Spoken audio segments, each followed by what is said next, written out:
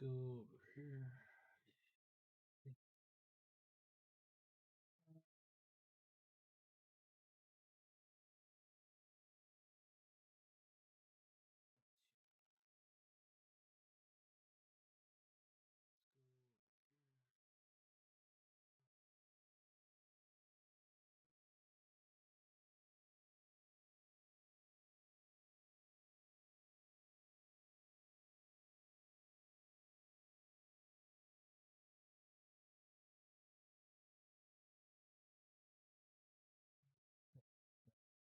That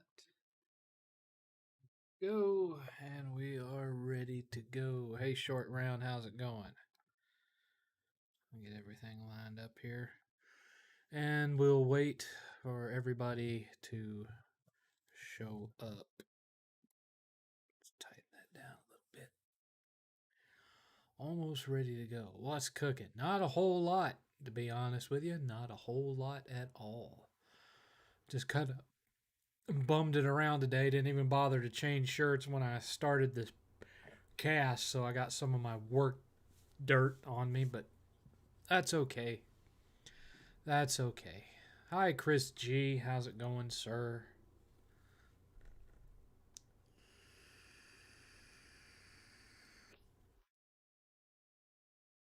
We'll be starting here in about 3 minutes. Hi, Ben.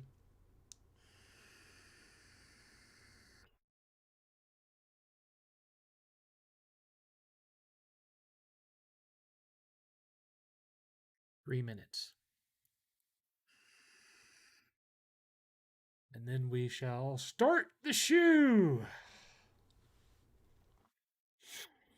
What a week it has been. I am tired. Not like sleepy tired, just early this time. Well, yeah, yeah. You made it in time for the pre-show, what little of it there is, and how it's not really anything but me setting up the links and everything. Oh, it's been a while. It's been a while. What with having to cover for people on the weekends and stuff. I'm surprised it didn't happen this weekend. We have new people coming in, so hopefully that'll take care of that. Of course, that also means a lot of training that I'm going to have to do and setting up of security and all that kind of stuff. So fun, fun, fun. Fun, fun, fun. I've got one very interesting story to tell starting right off when we get going here. We got about 2 minutes left. Seventh got the sleepy Joe bug. Not really. I'm not sleepy tired. I'm like tired. I've been having some back problems last yes, I'm on call. 24/7 on call. Got my company cell phone that I got to keep with me at all times just in case I'm needed. It's like this is my personal cell phone, little Android, and then I've got my corporate cell phone, which is this big old iPhone, which I think it's a iPhone 11 or something. I don't know. Hi, video game lover. Old man Jenkins. You ain't wrong. You ain't wrong. I'm feeling my age, boys. My back, lower back, like not like down towards cracking my ass back, but in the small of the back going into the curve. Just tremendous, like nerve pain, where you get that kind of twang, you know? Oh, it's bad. Ever played Nano Breaker? Doesn't ring a bell. I mean, well, I've heard of it, but I've never played it. I don't think. Pretty sure I haven't. Couldn't even tell you what kind of game it is. Oh, okay. So it is 6 p.m. It is Saturday, July 17th, and this is the 7thCast. As always, I'm your venerable host, your friendly neighborhood 7th. 8th is off in his room playing Xbox Series X. So, I guess I should explain what happened. So, as you know, I have never been one to review a product that I haven't experienced myself. That's a crap gamer move. I prefer to only review things I have actually experienced for myself. And so people have been asking me, is there going to be a review of the Series X? And I keep saying, no, I don't have one because you never see any in the stores. Meanwhile, it was getting to the point where I wasn't going to have the money to get one anyway because of the fact that I had this new dog that I bought for 8th because he wanted one, and it needed surgery, which is going to happen next month, so I had to put aside money for that. There were parts of on the computer that had to be replaced, new cooling system and whatnot. That's cut into my money. There was the computer that I bought 8th that took up half my bonus this year.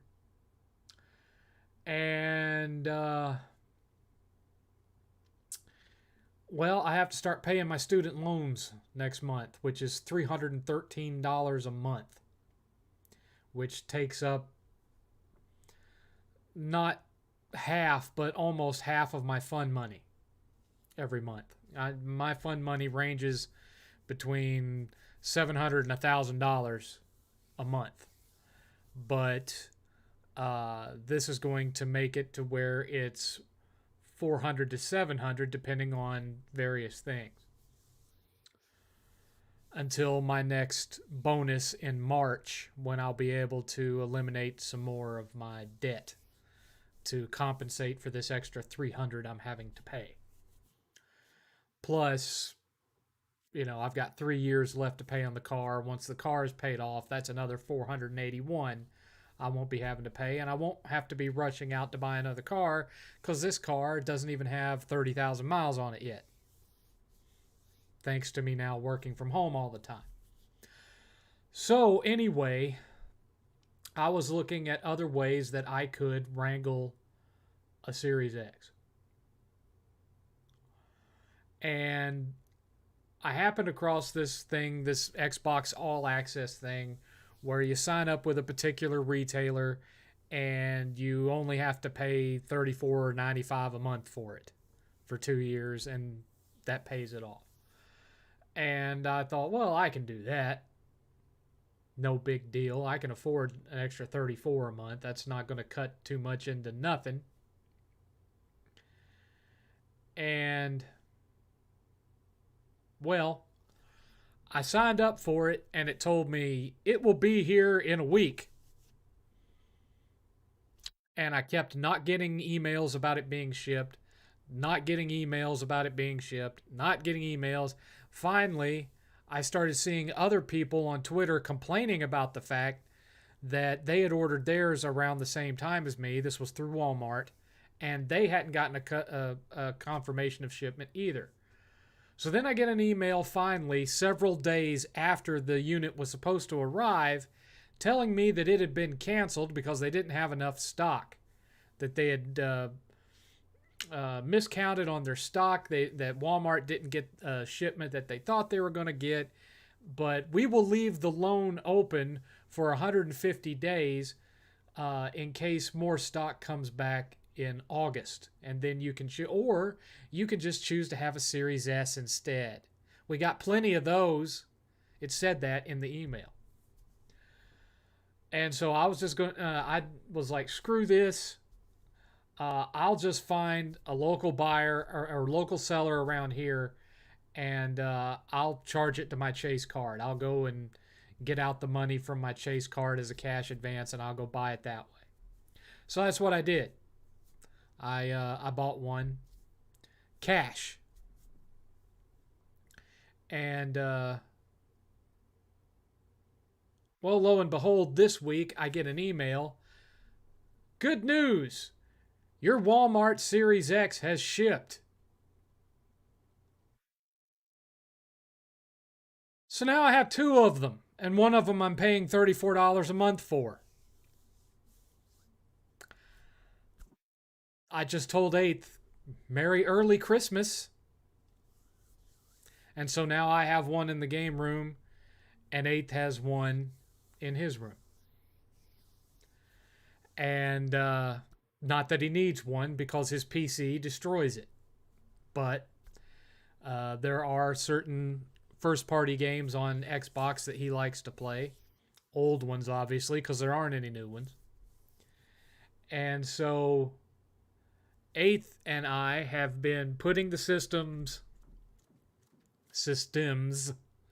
through their paces so that we can do a tag team review of the Series X, even though only 500 of you watched our tag team review of the PS5. So that will be coming probably Monday or Tuesday. You'll get the review of the Series X.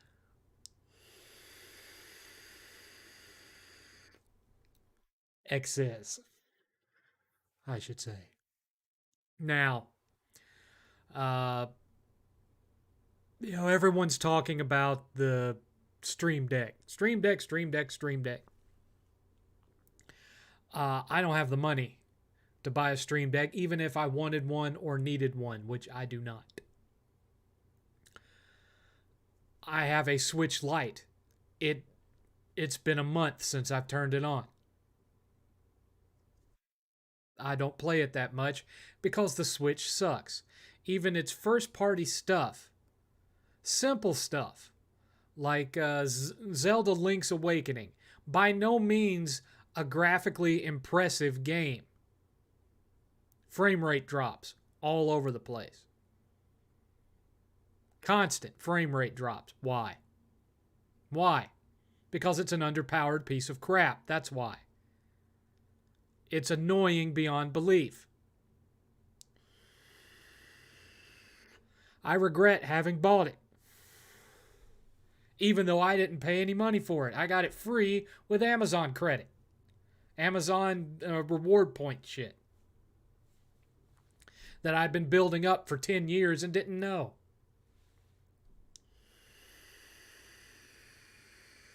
And when you realize how much stuff over the last 10 years I've bought from Amazon, you can start to understand why I had a hell of a lot of rewards points. Because I would charge it onto my Amazon card and then pay it off. Well, I'm not getting a Stream Deck because the only way to get a good one that has a decent, amount of storage that's going to be at a proper speed for doing what it's supposed to be doing, $700, $600, $700. No, thank you. No, thank you. Even if I had that just lying around, I wouldn't buy that because I don't really game on Steam that much. You know what I'd be using it for? I'd hack the hell out of it and I'd put all sorts of emulators and ROMs on it. And even then, I wouldn't be using it that much because I don't have the money to go anywhere. So what the hell do I need a portable system for? Spilled tea on myself. What, I don't have the money to be going on trips. I had to cancel my plans for Retropalooza in October because I don't have the hotel money and I don't have any spending money to go. With having to pay the student loan starting next month, that's cutting my fund money almost in half. I'll be lucky to be able to manage a decent Christmas for 8th this year because this year has just been kind of rough. I paid off a bunch of bills, but then other things went up. I'm not going to go into detail about that, but other things went up, including having to pay my student loans. And so I feel like I haven't really made any progress. So now I got to wait till March to get another bonus so I can kill more of my debt off just to get back to the point where I was a month ago. It's rough. And of course, the annual pay increase that I get at my job, the annual merit increase, it's usually 3 or 4%. So you're looking at not a whole lot, less than $2,000 a year, which after taxes comes out to, an extra $125 a month. And then, of course, every year my rent goes up by $50. So then that just turns into extra $75 a month.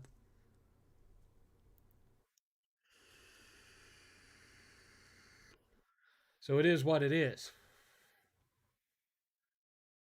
Short round. I don't that don't fly in my house. That don't fly in my house. There has never been a Christmas where my kid hasn't gotten, you know, a decent Christmas. Even when I've had to go and sell personal stuff of mine to be able to manage it. Like my beloved Robin guitar that was irreplaceable. Sold it so he could have a decent Christmas. And the stuff that I bought him we don't even have anymore because he outgrew toys. So that just don't fly. It doesn't happen. If I have to go and sell some of my game collection so that he can have what he wants for Christmas, I would do it without hesitation. That's not going to happen this year. I'm going to have enough saved up by the 1st of December where I can pick up enough to where he ain't going to walk away feeling like he didn't get anything. And it's not like he's spoiled either. He's not constantly coming up to me asking me for stuff. It doesn't happen. A lot of the stuff that I buy him is stuff he didn't even ask for. I just buy it for him because I want him to have it. Just is what it is. Because that's the way it wasn't. That's not the way it was when I was growing up. When I was growing up, my allowance was $8 every 2 weeks. So $16 a month. You realize how long it takes to save up for an NES game at $16 a month? That's why I started cutting grass once I got old enough to push a lawnmower.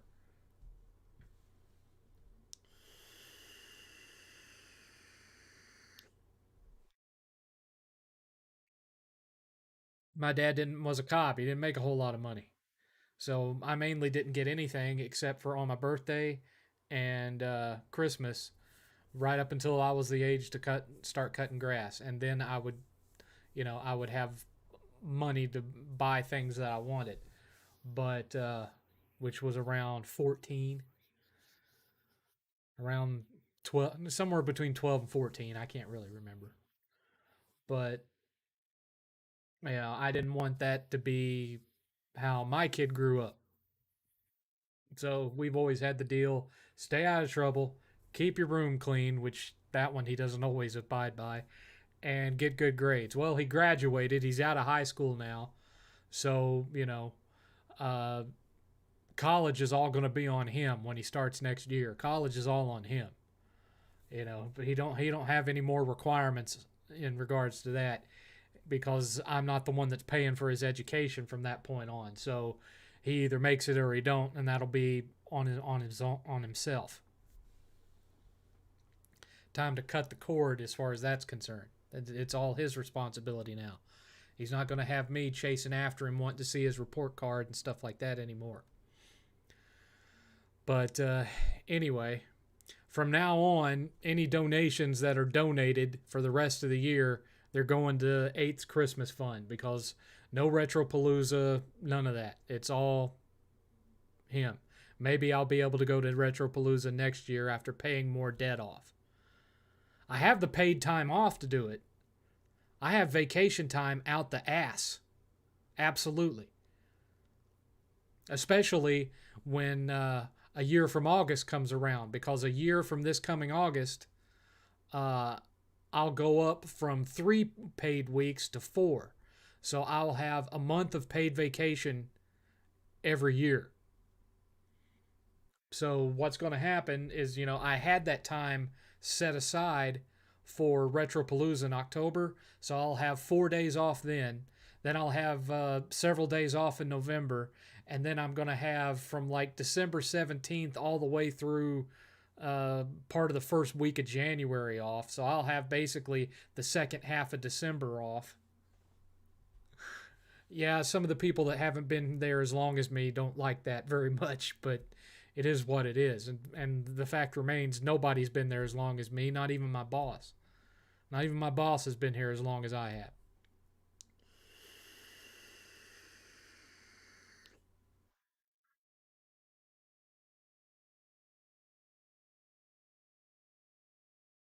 So anyway, now it's time to catch up with the chat. I've run out of preset topics.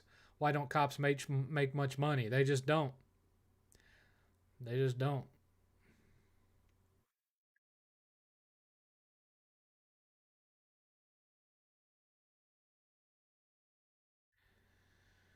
Hey, Seventh, do you think Valve Steam Deck will motivate Sony to make a PS Vita 2? No, it'll probably just motivate them to more quickly get their first party games on Steam, and then people will just be playing PlayStation games on the Steam Deck if they want a portable.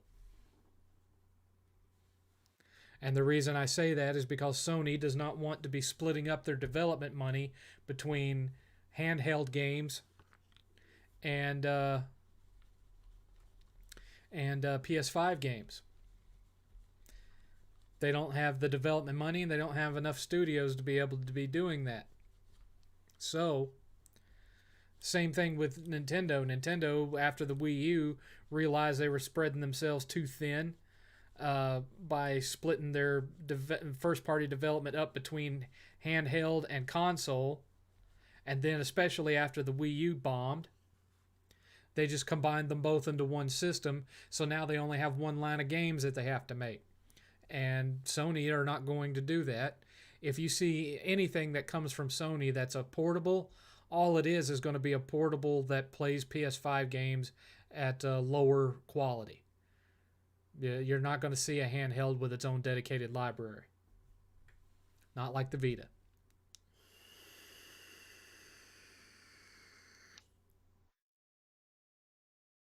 But more than likely, they're just going to accelerate porting their older first party stuff over to Steam so that, people that want to play uh, handheld PlayStation games can just do it on a Steam Deck.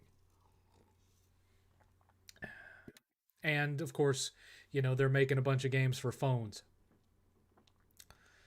Let's see here. Current Sony leadership is headquartered in California. This is true. Games were very expensive back in the 90s. I can't, it was very rare for me to pay less than $70 after tax was added for a new Super Nintendo game. I mean, if you waited long enough, you could get them for cheap. But the first party stuff and stuff from Square and whatnot was at least $64.99 a piece. And then you had Genesis games. When Genesis first came out, almost all the games coming out for it were $79, $80. And then, they got cheaper as the Genesis became more popular. But then you still had real expensive ones like Fantasy Star 4 was $100. Uh, uh, shit. Virtual Racing was $100. So yeah.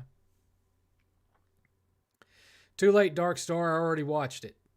Space Jam was a piece of crap, but then again, the first one was too. So it is what it is.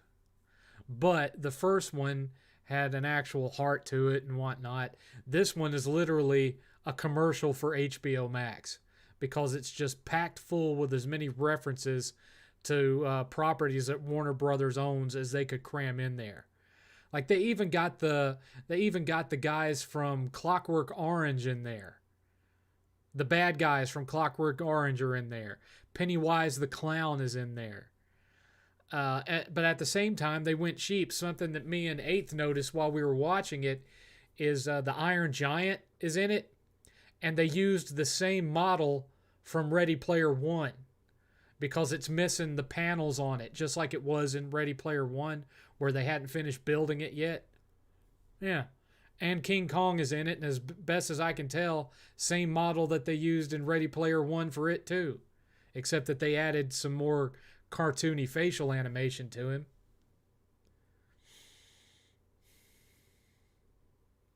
Anyway, as you guys know, this is a 3 hour podcast, runs from 6 p.m. to 9 p.m. Central. This can be altered by no nation, which hasn't happened in a while. If this gets to, if donations get to a total of 50, I stay till 10. 75, I stay till 11. Anything 100 and up, I stay till midnight for an ass numbing 6 hour stream. So, do you think Jack and Daxter will get a new game now? I'm kind of doubting it. At least not one from Naughty Dog. At least I hope not, because the designs that they showed for their concepts for a Jack 4 look terrible. They took all the fun out of it and made it all dark and gritty looking, and I'm like, no.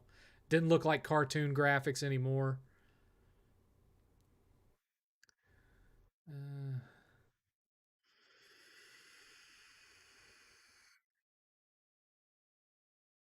Chris G. That's crazy that you work for somebody that hasn't been there as long as you. You should be the boss. I don't want to be the boss.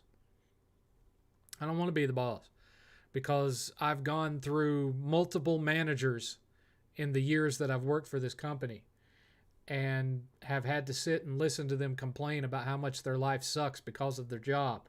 And so I don't want it. I just stick to the job that I got. I'm overqualified for the job that I've got, but I stick to it because it pays my bills. And, people just leave me alone to let me do my work. It's relatively low stress position because it's easy stuff. And I don't want to move into management because I know what will happen if I do move into management. I'll hate my life. And because of the way the tax code is done, if I did get promoted to be a manager, it would bump me up into a higher tax bracket, and I wouldn't be bringing home any more than I'm bringing home now. So it doesn't matter.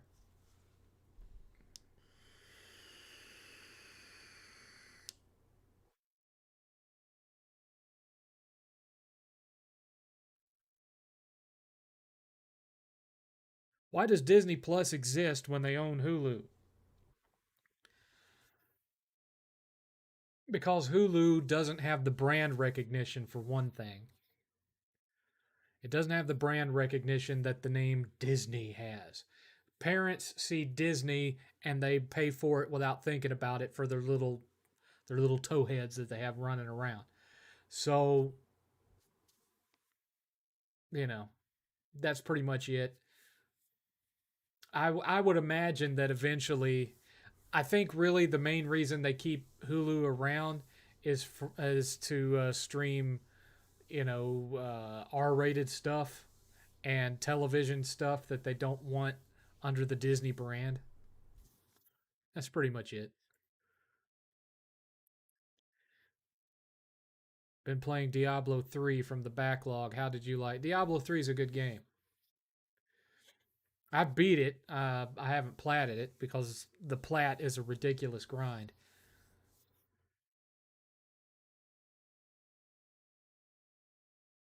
You're not wrong, enemy. Are you looking forward to the new Ghosts DLC?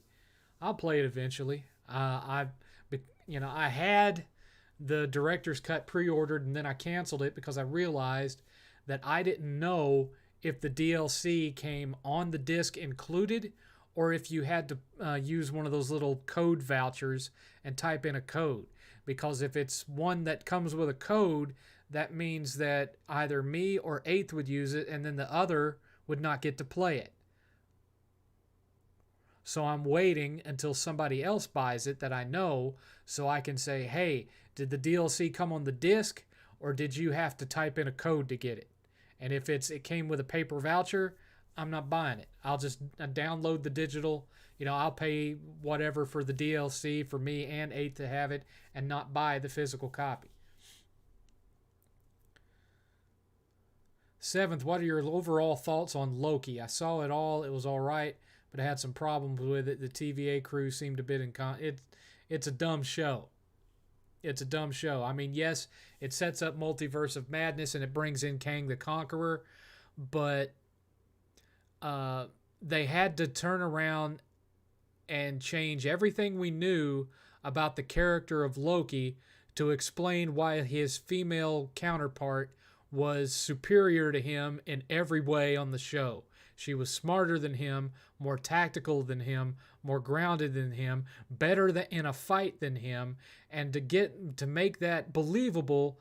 Oh, everything we knew about Loki was a lie. It was just a projection that he projected to everybody because he's insecure and he's craved attention all of his life. Give me a break.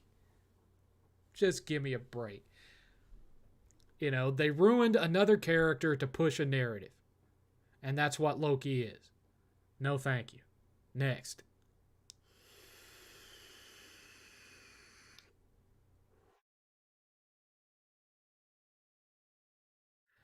I also work in IT and I did try management. I hated it. I know exactly what you're talking about. Yeah, if I'm going to move up, I don't want to move up into management. I would want to move up to some other level of IT. Like, for example, a specialized resolver group. And a resolver group is a group of analysts that only work on one thing. Like, let's say, for example, uh, what's a big some third party financial application, for example, that companies use for their payroll or something. Uh, I could get promoted into a group that only fixes things for that specific application. So you get some alert that something isn't working right with it. It ends up in your queue. You go and you fix whatever it is. That would be the direction that I would want to go, not management. Because right now I'm in IT security, so I handle IT security related stuff, which means that I handle IT security for 500 different applications that I have to have memorized all up in here. So I have to know how to configure and correct security issues for this app, this app, this app, and 490 something other apps that they use at this company. This company is a massive company, by the way. Great big old company, international company.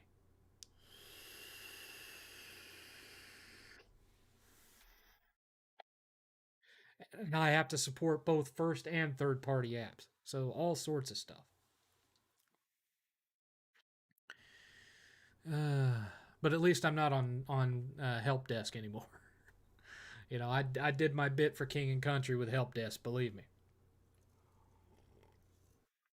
I spent a long time doing help desk stuff, and then eventually I moved into from help desk. I went to operations management, which was IT based, so it wasn't like being a manager. You were considered manager class, but you weren't really a manager. You were just a really high level analyst. And then I went into field services work for a while. Then I went back, not to help desk, but to service desk, which service desk is basically a higher end form of a help desk. And then I went to other things. And then I spent 3 years on third shift monitoring servers, and now I'm in IT security. So, yep, 20 some odd years I've been doing this kind of stuff.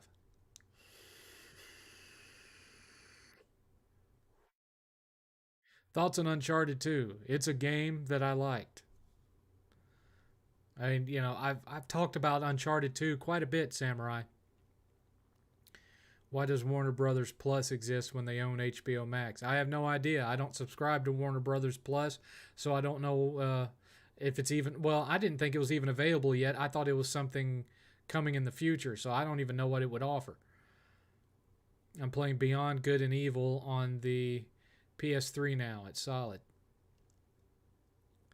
I almost eighth. I almost have the Diablo 3 plat, but those damn loot goblins are so rare. Yeah. Have you ever had to take a break in the middle of a boss fight? Yeah, yeah. I couldn't specify a specific one, other than the first time that I tried to beat Uncharted on crushing mode. The first Uncharted, it wasn't so much the boss itself, but the fight on the boat leading up to the boss with all the shipping containers and all that. It took me a while to figure out the easiest way to get through that. And so at one point, I was dying and I was like, you know what? I'm going to stop and I'm going to come back. So I turned it off, watched a couple movies, came back, and I got it all the way to the boss and beat the boss on my first try.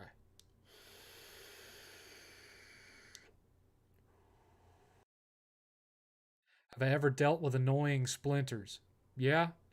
Usually I just Stick my finger on a if most of the splinters I get are in my fingers, and I'll just if I can't get it to work its way out on its own, I'll just grab hold of an ice cube like this, and I'll hold it till my hands numb, and then I pull out a pocket knife and I cut the splinter out, and then I wrap it up.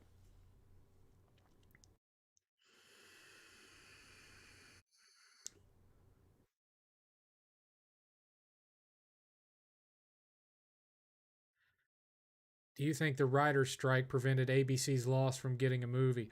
I don't think anybody cared about it by after the finale, man. I don't think anybody cared about it. I don't think anyone would have gone to see a lost movie. Hey, Seventh, sometimes my TV goes solid white. I thought my TV was dying, but I don't think so anymore because the audio is perfect. It's just a screen issue. It always cuts back in, though. Can it be fixed? Solid white. That could be a number of different things, man. Is it doing it with multiple input devices? Like, does it happen if you have multiple consoles? Does it happen with every console you have plugged into it? If so, then it's the TV and not the input device. If it's only happening when you're using, for example, PlayStation 5, then you've got a problem with your PlayStation 5. Or if it's only happening when you're using your PS3, then your PS3 is starting to go out. You could also try switching to a better quality HDMI cable. And see if that has any effect. It could be that one of the HDMI inputs on your TV is going bad. There's a number of different things that could cause that. How old's the TV? Do you think we'll get Breaking Bad too? No. I was trapped like a prisoner in this lonely town. I'm gonna let things slide till the pressure comes down. That fight with Navarro, so no. Ever watched the show Into the Badlands? No. Have you ever played the Romancing Saga? I played the original Romancing Saga and I didn't really like it. I didn't really like it.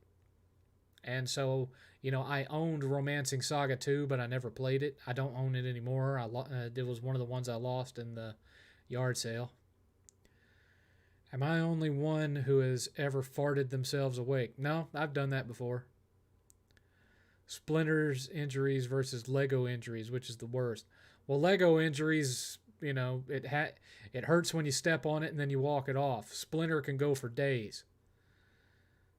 Seventh, did you watch the Tomorrow War with Chris Pratt? Yes, dumb premise but entertaining movie.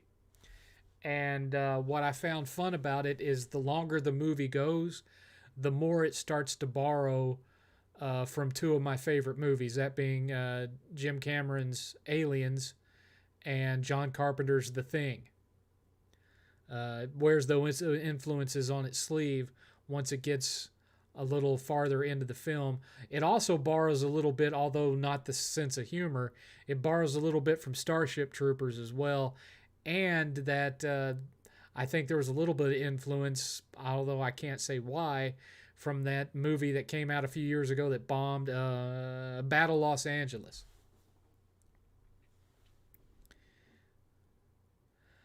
I couldn't get into Lost. I haven't seen the ending. I've seen a description of the ending. I have never sat through an entire episode of Lost. I've just seen it in little bits and pieces. Have I seen any new anime lately? No. No, nothing new. Just been watching the same shows that I usually watch. Like I'm all caught up on Black Clover again. I caught up with it yesterday, I think it was. They made a lot of changes to Asta. He's basically like Goku now. Flies around on his sword like Goku's Cloud from back in the day, and he's all buff, and he can store up energy and stuff. Like they've just made him very Goku like, which is kind of funny.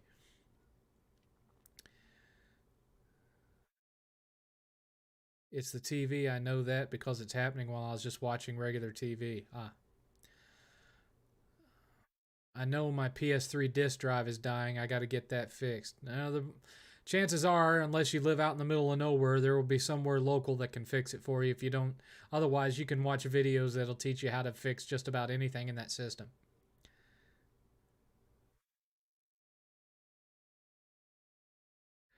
Seventh, I saw you tweet about Dante's Inferno the other day. Do you think a spiritual successor based on another epic could be cool?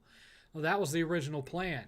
The original plan was not to have a Dante's Inferno 2 because Dante's story pretty much ended at the end of that game.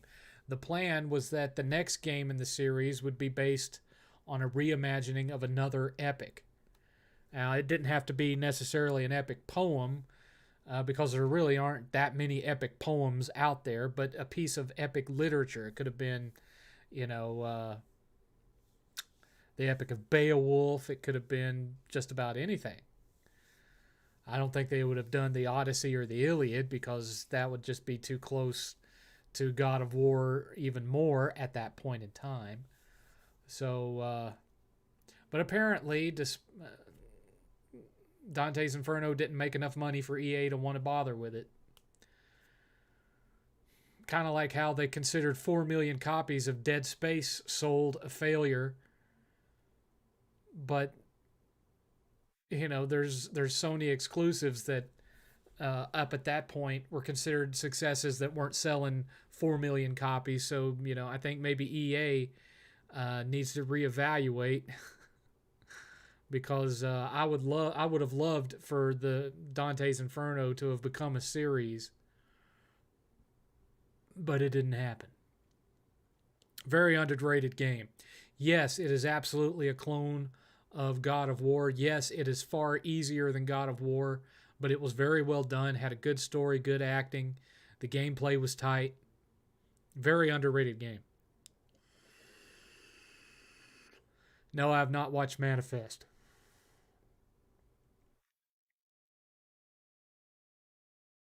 You should check out Vivi, Fluorite's Eye Song. That anime is like Ghost in the Shell. I don't get too much into the cyberpunk anime stuff.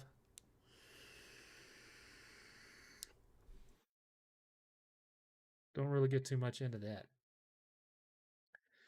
I either like really, really gory and bloody, violent anime like Berserk and Fists of the North Star, uh, or and Akira and stuff like that, or I like stuff that's a blend of action and comedy like Black Clover is. Remember when Adam Orth told Xbox fans to deal with it? No, I don't remember what you're referring to there.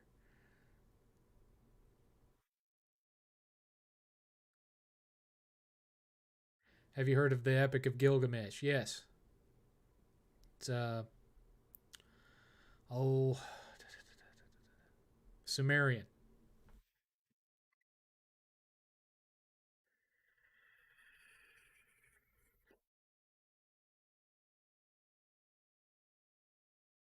Has a lot of similarities with stories from the Bible, like Noah's Ark and whatnot. Not the same story, but it has components of it that are the same. Ever woke up sad and depressed? No, I've woke up not wanting to go to work. That's about the closest.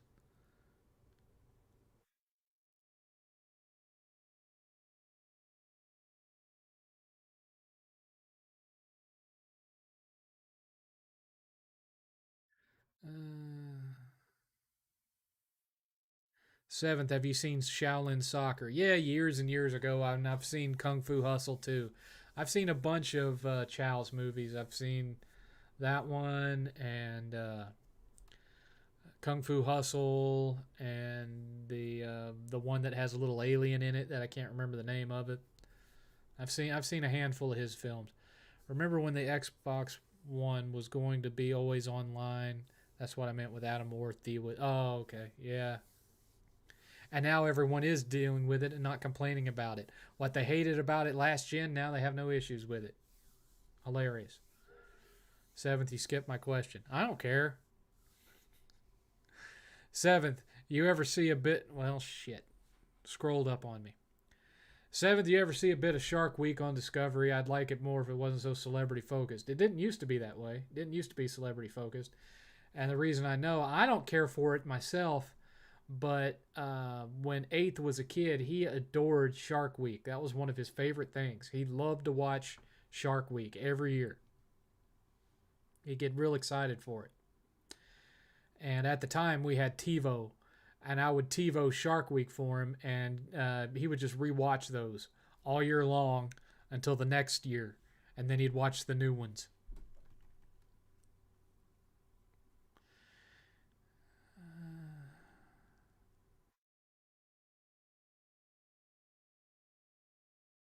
Have you been watching The Bad Batch? No, no, don't care about it. Again, I never watched Rebels or the Clone Wars or any of that, so none of that means anything to me. I know who Ahsoka Tano is, and I know who some of the other characters are, but I've never actually. The only thing of the Clone Wars I ever watched was that god awful movie where they were having to rescue Jabba the Hutt's kid or whatever, whichever Hutt's kid it was, the Stinky or whatever, and I just hated it, so I never watched the rest of the show.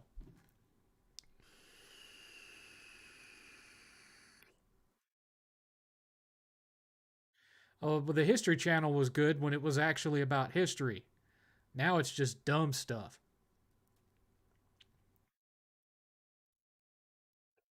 Thoughts on Infamous 2? Again, Samurai, it's a good game that I've played and platted. I've talked at length about the Infamous series. You do this a lot. You'll just, thoughts on this, thoughts on that. You even tweet me thoughts on this, thoughts on that. And you used to do it on my PSN all the time. Thoughts on this, thoughts on that. And it's always ancient old stuff that I've talked about hours on end. Come up with some new stuff if you're going to do that, man, because you spam me with questions all week. You used to do it to Eighth and he got tired of it and muted you. I'm not trying to be mean. I'm just telling you the truth.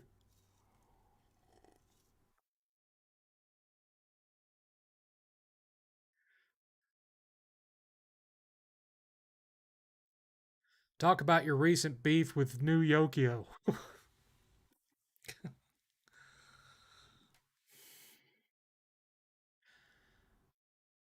I don't even know who he is, or at least I didn't before this week. And Black Bond posted a video of this kid uh, waving a bunch of money in front of the screen and wearing this rainbow colored jacket thing that I wouldn't have let Eighth wear when he was in grade school. Yeah. And so I replied to Bond. I didn't reply to Neo or New Yokio or whatever. I replied to Bond. And I said he because of the fact that he was waving money around, I was like, and yet he chooses to dress like this. He looks like the only survivor from an explosion at the Crayola factory. And he got really pissed about that and started sending me messages on Twitter. And then his little buddies started sending me messages on Twitter. And so I'm hitting them back because that's what I do. And, here I was, one guy against four or five, and I'm just giving it as good or better than I'm getting because the best they could come up with was, "Oh, you're old. Oh, you've got your head shaved. Oh, I had sex with your wife." The usual stuff that the age range of 15 to 20 can come up with.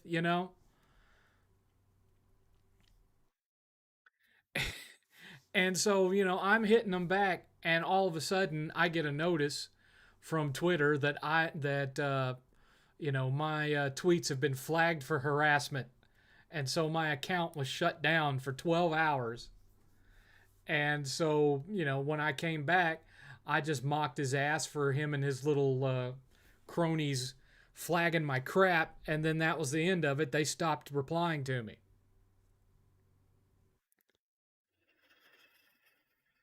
That's pretty much it. They can't dish it out, and they can't take it. Not even worth my time.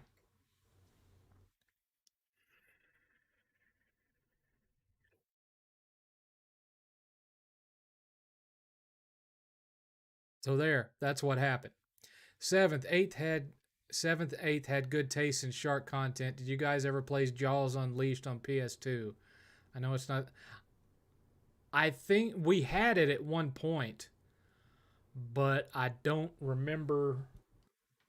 We had a lot of Jaws games at one point, and one of them was Jaws Unleashed for PS2, but I don't think we have it anymore. Let me see what Jaws games we still have now. Let me look at my time. Search games collection. Jaws. Search. Come on, you can do it. Oh, it's because I have it set to only. Okay. All right. Clear platform filter. Apply. The only games we have for Jaws now are Jaws on NES and Jaws Ultimate for the 3DS. But we used to have Jaws on Unleashed. We used to have it. It was on PS2. Uh, Thoughts on the show? How's it's made? How it's made? Eighth used to watch that a lot. He doesn't watch it so much anymore, I don't think, but he used to watch it regularly.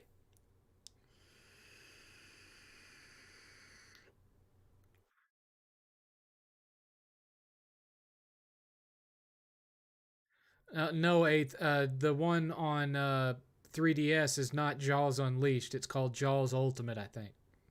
It's not the same game.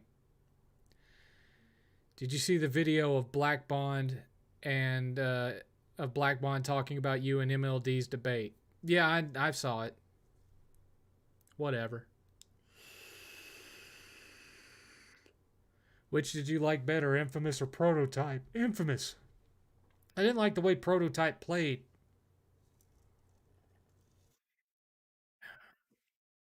I think Eighth liked Prototype all right, but I liked Infamous far better. Seventh, did you think the modern era is soft due to fixation and reliance on smartphones and internet? No.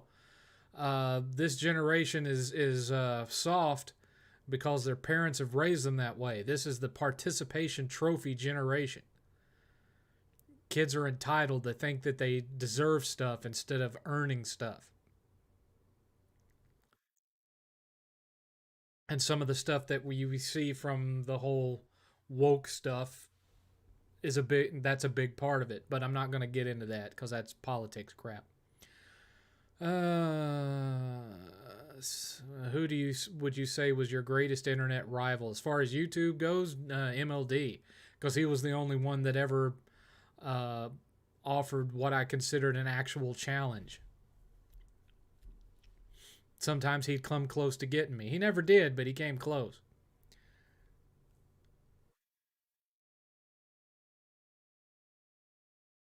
Do you think Horizon Forbidden West will release this? I'm kind of feeling first quarter 2022. Why did EA stop making Fight Night? Because people started losing interest in boxing and gravitating more towards MMA. Seventh, I probably think you wouldn't play it. Have you played any of the early Assassin's Creed games? I beat the first one. I platted the second one. Didn't like the third one. Dabbled in the fourth one, etc., etc. Seventh, would you say PS4 has the best controller out of all Sony platforms? I like the. I would have said yes uh, back in November, but the DualSense has kind of grown on me. I would have preferred if the DualSense had stayed the same size as the DualShock 4 because I don't like big, bulky controllers. And that's another thing that's funny. Uh, people on the Xbox side whined and complained about PS3 and PS4 controllers for 2 gens, talking about how they were tiny because they were made for little Japanese hands, which was racist to begin with. And now we have this generation. The Xbox Series X controller is smaller than the Xbox One controller. Not by a whole lot. It's very minor. It's subtle, but it's there. And the DualSense is bigger than the Xbox Series X controller is. By far. Much bigger controller. Don't hear a word from them. All of a sudden, small controller. Oh, I've adjusted to it quite well. Oh, really? Oh, really? Mister, my hands are too big for the DualShock 3 and the DualShock 4. Okay. Okay. Long memory. Long memory.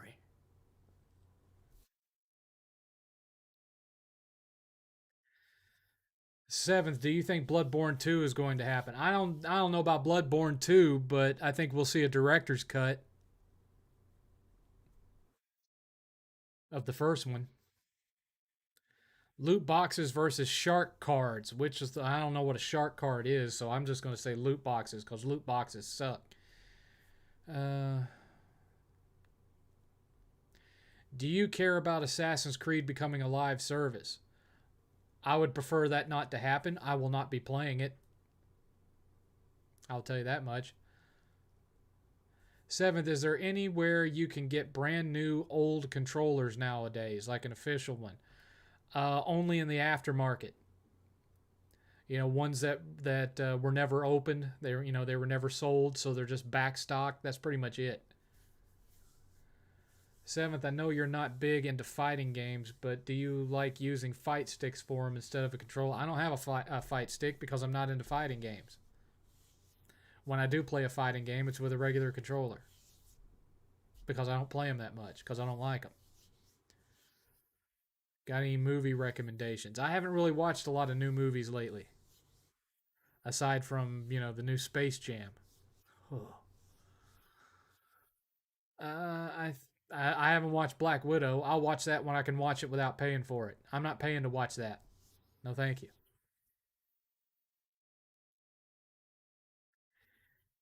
Do you remember Are You Afraid of the Dark? I never watched Are You Afraid of the Dark. I never watched Goosebumps because that was after my time. I when when did Alone in the Are You Afraid of the Dark come out? Let's see. Let's see when it first aired. Are You Afraid of the Dark? Let's see here.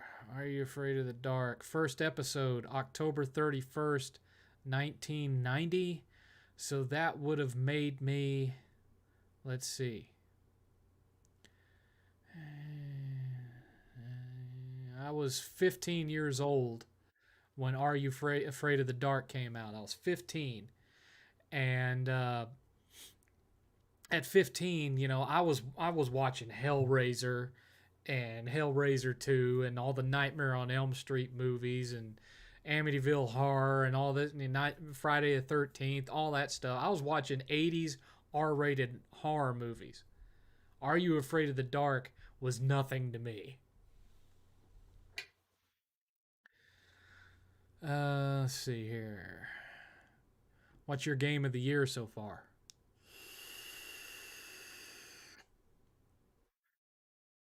For this year? Hasn't really been much released this year.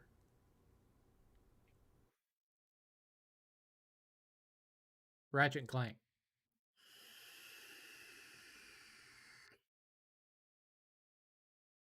It's the only game I've played this year where I was like, that's a next gen title. It's the only one. Let's see here. Did you like the Wonder Woman film? I liked the original Wonder Woman film. Well, not the original. The first Wonder Woman film of the DCEU. I liked it. Wonder Woman 84 was horse crap. The movie was terrible. Absolutely horrible. It felt like a superhero movie made in like the early 2000s. That's how bad it was. I admit that as developers are implementing more of the DualSense features, I'm starting to like it more and more, but out of the gate, I think the DualSense is better than the DualSense. Well, seventh, did you talk about the new Space Jam movie already? Yes, it sucks donkey balls. It was terrible. They should reboot Alone in the Dark game. I mean, there was a couple of moments that made me laugh, but it was all moments that were centered around the Looney Tunes. Anytime they went off into like, oh, here's a scene from The Matrix. Here's a reference to Harry Potter. Here's a reference to Casablanca. Yeah. Here's a reference to Superman. Here's a Batman reference. I didn't care about all that crap. They'd already done that with Ready Player One. I didn't need to see it twice.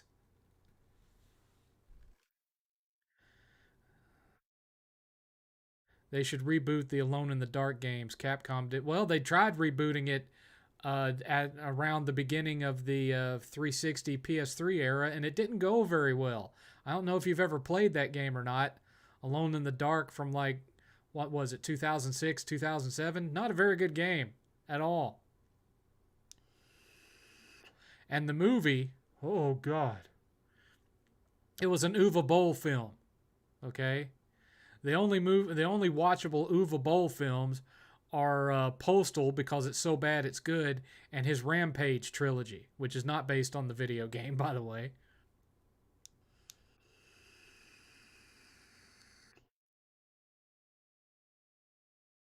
Seventh, what are your thoughts on Terry Gilliam's movie Brazil?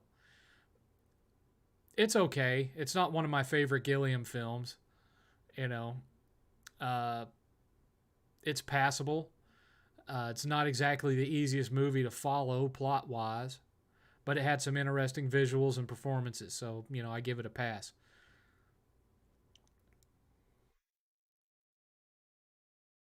No, I'm not excited for Deathloop. Deathloop looks really generic to me.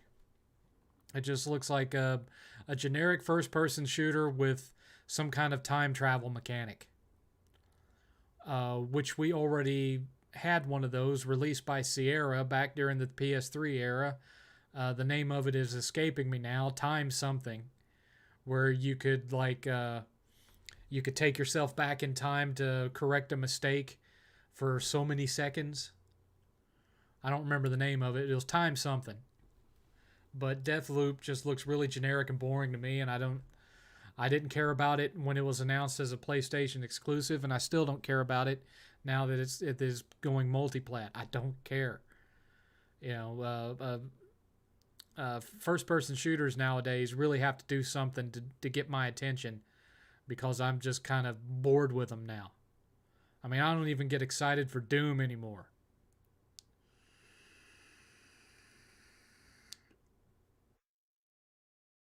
What are your innate thoughts on Netflix becoming more associated with gaming? I don't know that that's what this is. You know, uh, Sony entered into a deal with Netflix to produce movies and shows based on their games. And so I don't know if this really means that Netflix is going to have PlayStation games available for streaming or download or whatever, or if this is just stuff that they found in reference to that. And those controller pictures was just, what you're going to click on to go to the special Sony section that's going to have, Ratchet and Clank the series and God knows what else they're planning to make. No, I'm not going to see The Rock's new movie. Don't care about it. It's just another movie based on a Disney ride that worked fine for the Pirates of the Caribbean's films. Didn't work that well for the Tower of Terror movie. Some of y'all probably don't even know that exists. It was a direct-to-video movie. It's one of the last movies that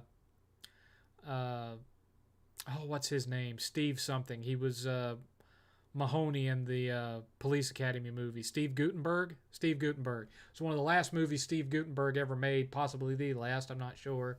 And it was horse crap. And here comes another movie based on a Disney ride, and I don't see it being all that good. It might surprise me, but I'm not going to risk paying money to find out, especially when I don't have a whole lot of money for the rest of the year. I'm not going to have a whole lot of spending money until March. And it's not like I've been doing the 7thCast on a regular basis lately. And as you can see, I'm not really setting the world on fire donation wise, so I'm not going to sweat it. I've already gotten out of the habit of going to the movies at the theater, and I'm certainly not going to pay $30 to watch one on Disney. No, not Time Splitters. This was a different one. I'm not talking about Time Splitters. It was made by Sierra. Let me just look it up. Uh, let's see here. Sierra First person shooter, time travel.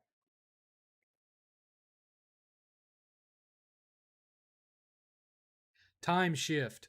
It was called Time Shift. It's not a horrible game. It's a decent, passable first person shooter. Not the best or worst that I've played. But I think a lot of people just don't remember it.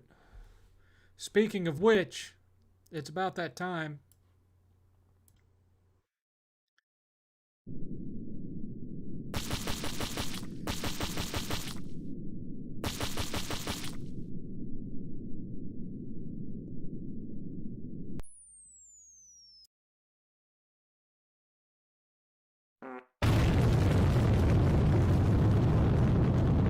It is 7 o'clock. We have 2 hours remaining.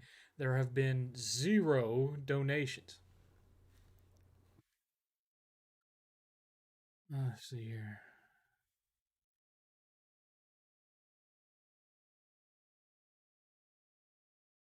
Seventh, why hasn't a House of the Dead game been made for VR?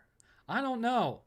I mean, technically, Until Dawn for VR was pretty much House of the Dead, more or less. But it would be cool if they would make those for VR. That would be fun. Do you think Sony needs to do another big event for the PS5? I think they do,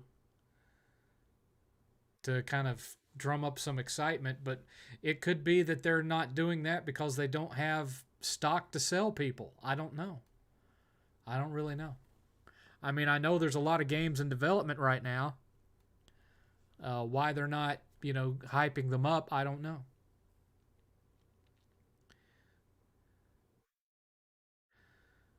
Good evening, Big and Steam Deck Day One or what? I'm not. I have no interest in Steam Deck.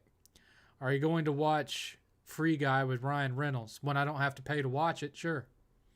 I'm not going to the theater anytime soon. I have no interest in going to the theater. Money is tight. I'm going to have to quit vaping. That's how tight it's getting because vaping costs me $80 a month and I can't afford it no more.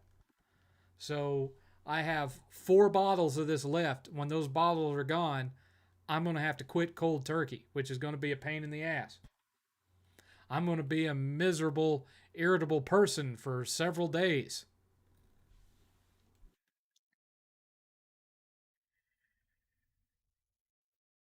What's the best and worst Disney remake?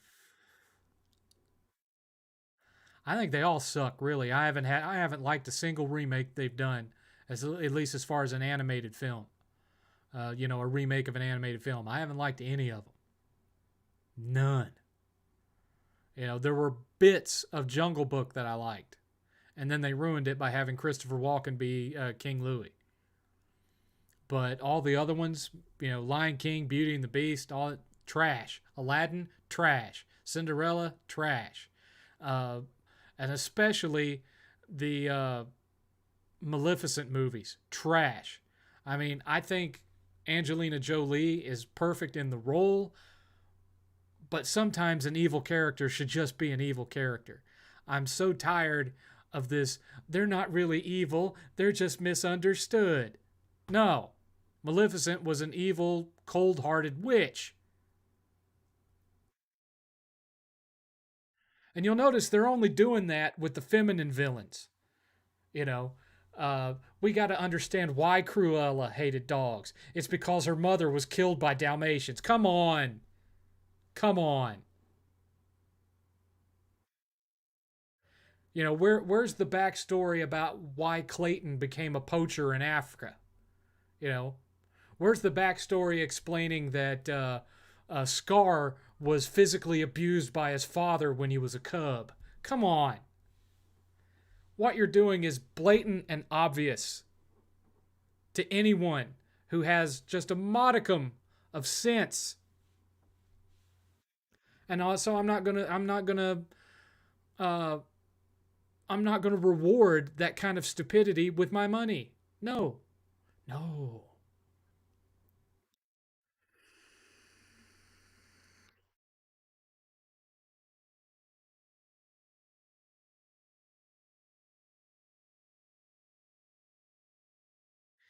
In your opinion, is vaping more addictive than nicotine? Well, vaping has nicotine in it. I think you mean cigarettes. No, not really. Uh, coming off of this, coming off of cigarettes was a lot harder than coming off of this, and I know because I've come off of this before. I went almost a year without vaping at one point when I first moved here, and then I eventually got back into it because I had a really stressful month at work, and I went back on it just to chill myself out.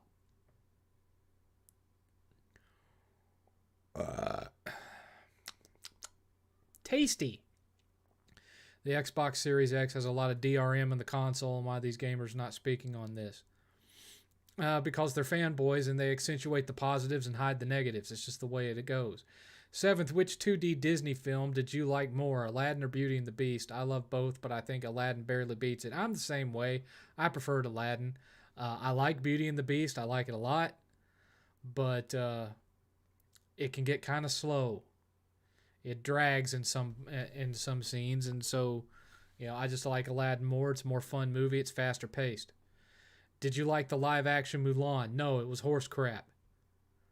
It was absolutely horse crap. It completely missed the whole point of Mulan as a character. That her will and determination and love of her family drove her to excel, but instead, no. She has the strongest chi of anyone in China. She was born with it. She was doing superhero moves when she was a kid. Come on. That ties right back into this whole thing where, there's no such thing as female supervillains. They're all misunderstood. Every female character is now at the front of the gate and are smarter, faster, stronger. It's obvious. It's painfully obvious, and it's just lame. Absolutely lame. You can have interesting, strong female characters without doing this bait and switch crap that they're doing. It's a joke. Look at Ripley. Look at Ripley from Aliens. That's a female hero. Just utterly ridiculous. Do you think Sony acting arrogant again like the PS3? Do you think Sony should change back the price for the exclusive games? Well, first of all, thank you for the $10, Pillsbury. I appreciate it. That puts us 40 away from the 10 o'clock goal. Do you think Sony should change back the price for exclusive games? I understand why some people don't like it. My point of view is that I expected this to happen on the PS4, and it didn't, and I was pleasantly surprised. So I knew coming into this generation that it was going to go up to $69.99. I knew it was. I just knew. Because of inflation and various other things, I knew that was going to happen. It was an eventuality. It doesn't really bother me.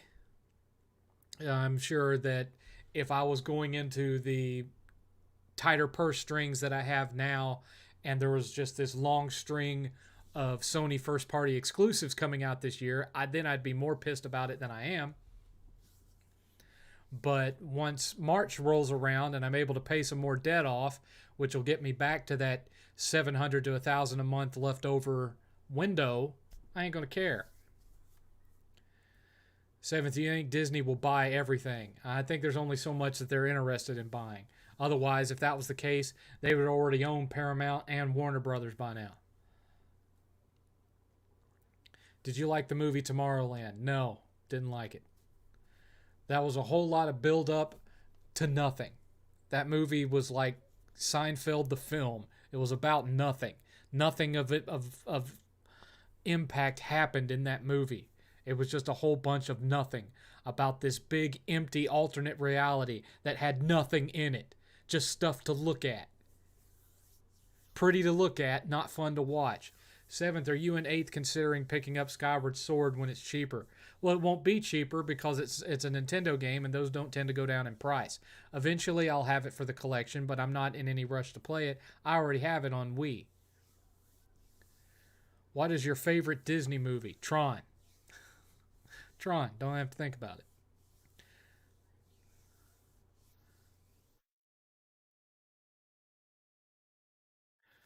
Tron.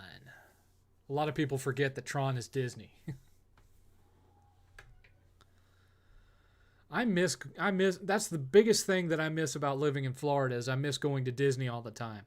Because I worked for them for 2 years, and then even after I stopped working for them, I always got an annual pass so that anytime I felt like it, I could just throw eight and the ex-wife in the car and drive over to Disney and spend a week, spend the day at Disney World. There's just something about that place. I mean, it was my dad's favorite place to take me for vacation, and so I have a very strong emotional connection to that place. Uh, One of my favorite places to ever be on Earth is sitting on a bench in in Epcot at nighttime and just taking in the lights and all the ambient music and sound, and watching the fireworks reflect off of the World Showcase Lagoon, and just that's like my moment of zen. And I can't do it anymore because I live in Texas and I can't afford to fly over there, and I'm not going to drive 14 hours to go to Disney World. I'm just not going to do it. Do you think Disney is greedy? Disney's a corporation, and all corporations are greedy. What's your opinion of Masters of the Universe Revelations? I don't know because I haven't watched it yet. It don't come out till next Friday. Seventh, why are 4K Blu-rays so cheap? I don't know. I don't buy them. And I imagine that's why they're cheap, because nobody's buying them. Seventh, the Sherlock movies with Robert Downey Jr. I hope they make one. Well, they were supposed to have had one, the third one already out. It was supposed to start filming, and then the coup happened, and so I think filming got delayed. I will be right back. I must take a shower. Okay. Seventh, which clown is scarier, Pennywise or Ronald McDonald? Ronald has technically killed more people with his restaurants. I don't know. Personally, I think the Burger King is far more terrifying than either one. The Burger King doesn't feel the need to hide behind makeup. He shares the horror of his soul right out in front. Are you looking forward to the Star Wars open world game? Not especially. I'm waiting to see what it is and how it plays. Then I'll get excited for it. I've been burned by too many Star Wars games. The number one movie out when I was born was Aliens. What was yours? Let's see. Let's see here.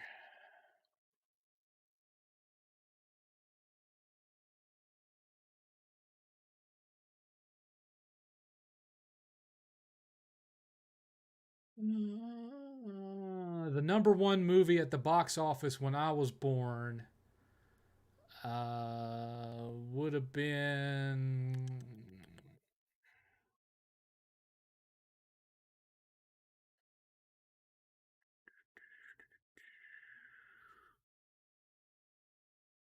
Really?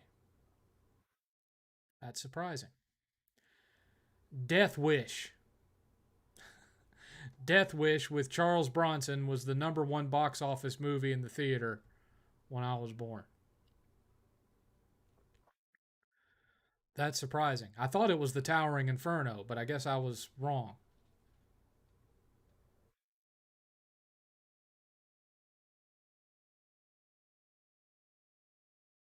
Okay. Whatever.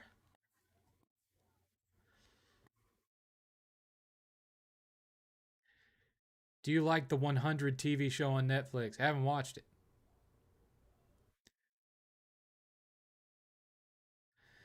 It's the same with the Pirates movies. They need to finish it. It would be a good box set. Yeah, they need to come out with one more pirate movie with Johnny Depp instead of rebooting it with Harley Quinn, Margot Robbie. I have absolutely no interest in watching a Pirates of the Caribbean movie that's not about Captain Jack Sparrow. I no.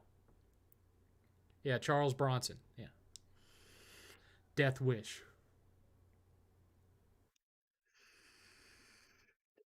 It's about a guy who I think his wife or his daughter gets killed by some thugs, and he just decides to take matters into his own hands, and he goes on a killing spree, shooting all the guys that had a hand in killing his wife. I think that's the story of it. And they made four of them that I know of. Might have been a fifth one. I don't know. I know of at least four.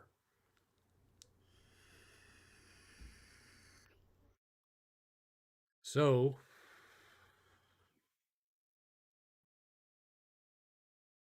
what else you want to talk about?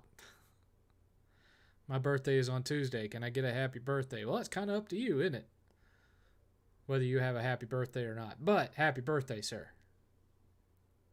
If I had a little happy birthday effect to throw up here, I would, but I don't have one of those because I don't celebrate my birthday. I got enough things to remind me of how old I'm getting.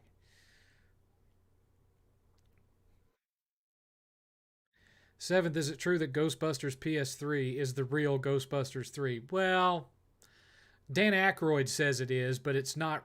It has elements of it that's based on the script that he wrote for Ghostbusters 3. It's not a word for word interpretation of the Ghostbusters 3 that he wrote, but it has elements of it.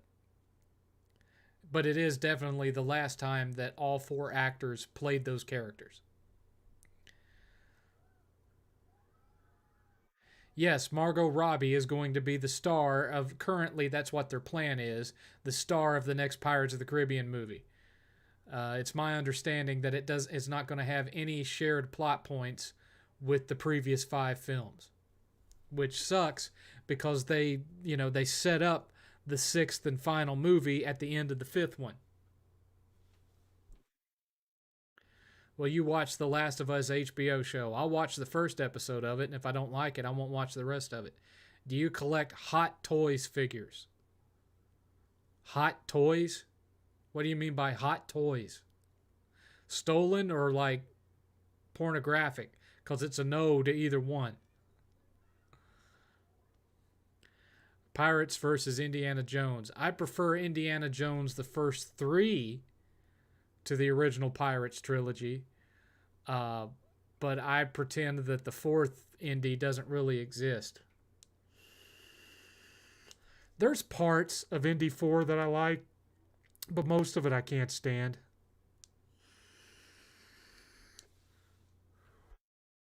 It's not the worst movie I ever watched, but it certainly didn't live up to the original three. And from what I'm hearing of the one that they're filming now, it's not going to either.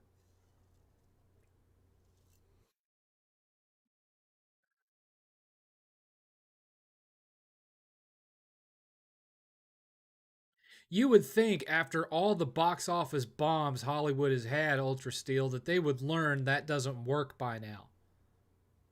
You know, you had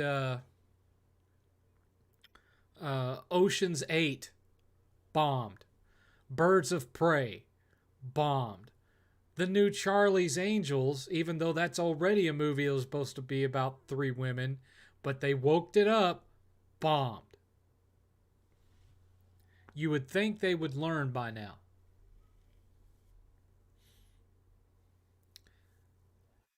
They make high end figures like Star Wars and Marvel. I don't think I have any of those.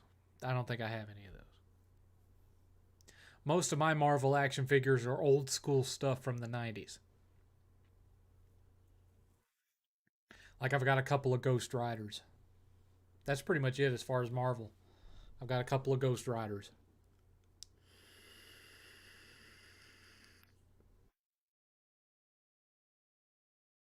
I've got a yellow and red flame Ghost Rider, and then I've got a blue flame Ghost Rider, and those are pretty much it as far as Marvel figures that I own.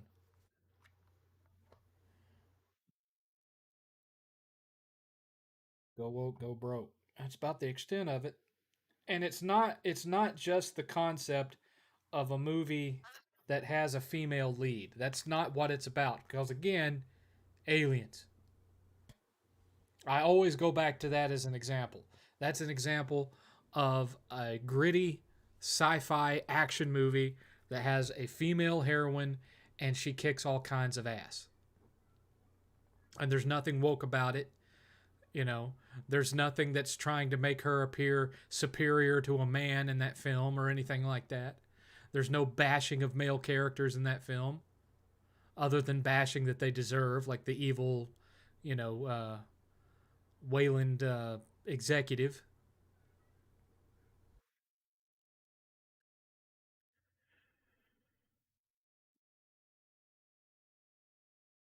Did you like Cage as Ghost Rider? I liked his performance, but I don't feel he made a good Ghost Rider. No, that it was too campy. I wanted a hard R horror action Ghost Rider movie, and I didn't get it. Instead, they tried to go that way a little bit with the second Ghost Rider film, but it still came across as bad. So Harrison Ford is 79. How is he going to play Indy? Slowly or with a stunt double? Do you think Blackie Lebowski was a troll or legit crazy? I think he has legit mental issues. Seventh, in your opinion, what's the worst and most infamous gaming company of all time?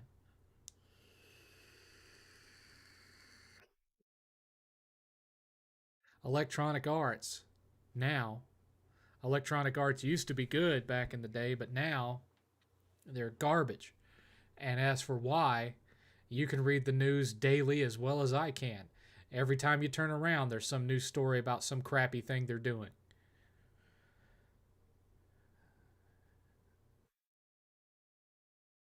Seventh, I don't have hope for the new Top Gun.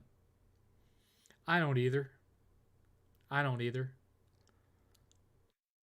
Because I feel like, it's not really going, it feels like it's not really going to be about Maverick, that Maverick is just going to be, the Obi-Wan Kenobi character to a bunch of new up and coming fighter pilots. And I just don't think it's going to be good for that reason. But I've been proven wrong before. We'll see. Do you think India will be killed off? Probably. Probably. If I don't know that I believe it. There was a rumor that the female character in this movie was going to be set up as taking over for Indy at the end of the film. I hope that's bull. I really do. I hope that's bull. Seventh, why didn't you like Willy's Wonderland? I know that you enjoyed Banana Splits, which I'm curious why one didn't work for you, seeing as both films are meant to be ridiculous. Because Banana Splits was a good movie and Willy's Wonderland was not.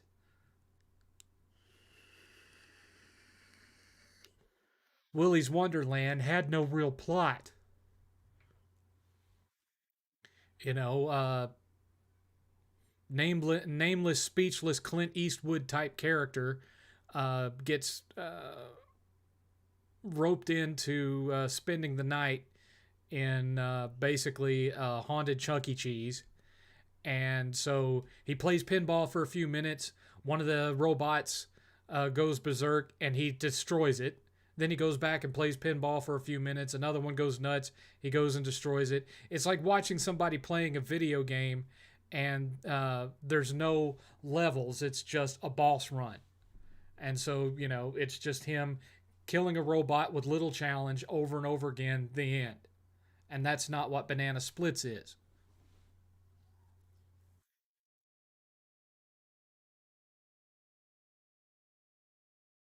I'm playing the Mass Effect Trilogy remake. Did you like those games? Uh, I have the trilogy remake. I've only played through the first one and finished the first one, which is my least favorite, really. Although I never finished the third one at all because I had heard that the ending was going to be bad, and so I just moved to a different game. The my favorite of the trilogy is the second one, so I'll eventually go back and replay it. I'm just not in the mood to play it when I've got new stuff that I've never played that I'm going through. Plus, the last week I've been playing nothing but stuff on Game Pass to prepare for my Series X review. So I've earned like I'm up. I've earned about 4,000 G in the last week, something like that, just from playing old games because there ain't nothing new on it to play. There ain't nothing new on it to play at all. One thing it's really cemented for me was why I never got into Gears of War. I started playing. I started playing the first Gears of War again on Series X, and God, I really hate that game. It is so boring. It is so boring because it's the cover-based shooting from Uncharted, and yes, I know Gears of War came out first, but it's cover-based shooting, but there's no platforming or exploration to split it up like Uncharted does. So you're literally just going from big room to big room that just happens to have a bunch of cover for you to duck under, and then you just kill all the enemies that come into the room, and then you move to the next room. And it doesn't even play that well. It's slow, it's clunky, it's not very responsive, certainly not as responsive as the Uncharted games was. And I just don't like the way it plays. I don't really know why it got the following that it did, because it's at least as far as I haven't played the multiplayer, but at least as far as the campaign goes, it to me it's just mediocre.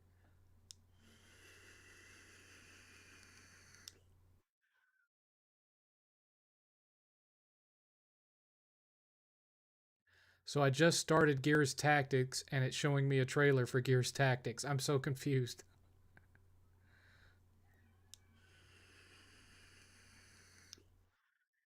Yes, Raymond, Gears is, at least the first Gears is boring because it has a repetitive game loop. It doesn't have anything to break up that game loop of run into a big open room with a bunch of collapsed walls that are just low enough for you to duck behind, and then wait for aliens to pop their head up and shoot them. And then you run around, you find the correct path, and then you get into another big room with a bunch of aliens and shoot them. Every now and again there'll be a really really big alien, and you call a laser beam down from space, and you have to do it twice, and it kills that big alien.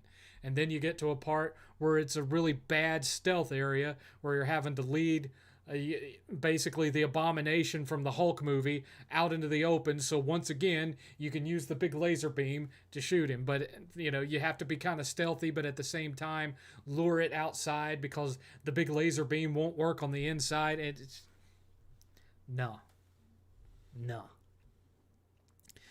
too slow and too clunky. Don't like it. Seventh, you get brain freeze from Slurpees. If you drink them too fast, sure. You have to sip Slurpees slowly. A lot of people rush through Slurpees because they don't want it to melt before they finished it. But you can't do that. What you want to do is go somewhere where you can buy a Slurpee that has a styrofoam cup instead of a plastic cup, and then it'll take it a lot longer to melt, and then you can slowly enjoy it instead of giving yourself brain freeze trying to suck it all down before it melts. What other Xbox series did they have to latch onto other than Halo? Maybe that's why Gears got a following. Well, yeah, because when the 360 launched, Halo 3 wasn't out, so all they had was Gears. And so at the time, there wasn't anything that played like it, so I'm sure everyone thought it was this great thing. But now, when you go back and play the original Gears compared to games that come out nowadays, it feels like a slow, clunky piece of shit. Keep in mind, I have not played Gears 5, so I don't know what Gears plays like today.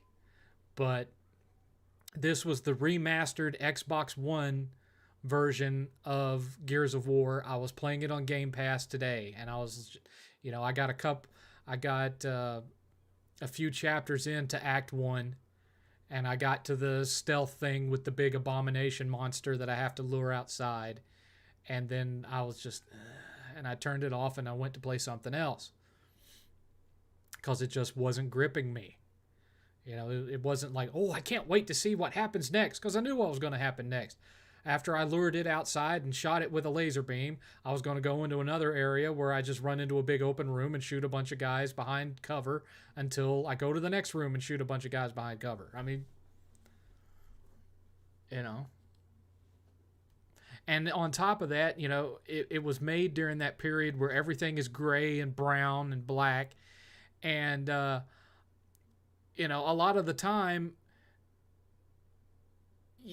there's moments where I can't really I have a hard time differentiating between my squad mates and the enemies that I'm supposed to be shooting, because if the enemies turn their back, they're just another big Unreal Engine 3 overly muscular character with metal armor on, and so I can't tell when they have their back turned my guys from the aliens.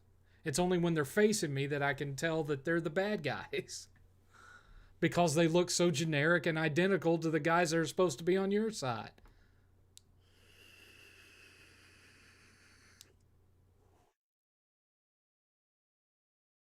Big bodybuilder shaped dudes in metal armor. They have to be facing you so that you can see all the weird alien texture of their skin and crap.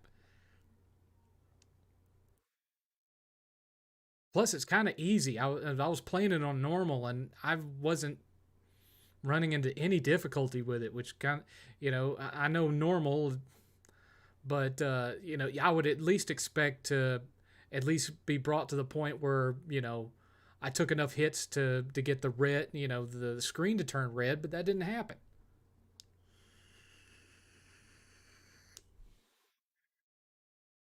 Its normal mode is a lot easier than the normal mode on Uncharted. Let's put it that way.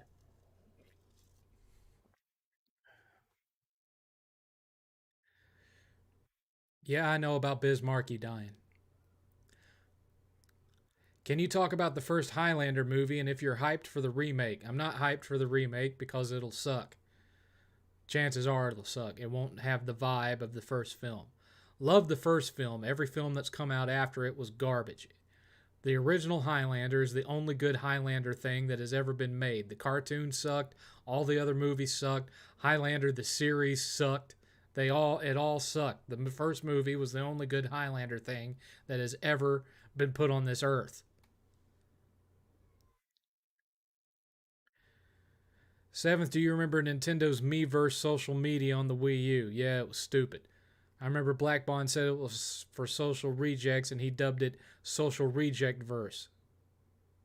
That's fitting because that's what it was. I've played each Gears and look, that's not because I'm trashing specifically Nintendo. I feel the same way about PlayStation Home. That was just a bunch of perverts chasing around people that they thought were female players. That's all PlayStation Home was. I sat and watched it.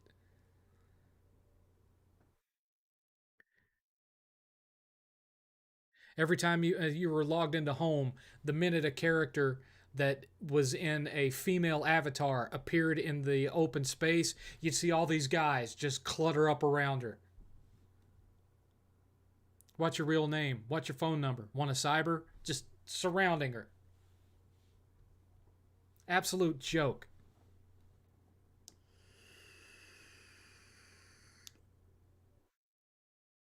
I've played each Gears game. They all play the same. Literally, the only addition to 5 is some open world sections. Hmm. Gears 5 is more fluid, but story wise, it's much the same as all the previous.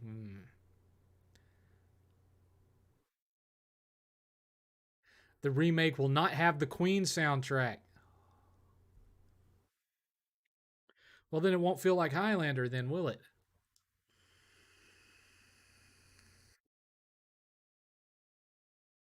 The worst part about Miiverse is that it's the best online thing Nintendo's come up with. I don't think. I think if Nintendo had their way, there wouldn't be online, period. They'd still want, just local co op. I don't really think that Nintendo cares near as much about online multiplayer as Microsoft and Sony do. And let's face it, the only thing they really have going as far as online multiplayer goes in the first party sense is Smash Bros. No wonder Pyro 2000X was obsessed with home. Yeah, yeah. There you go. There you go.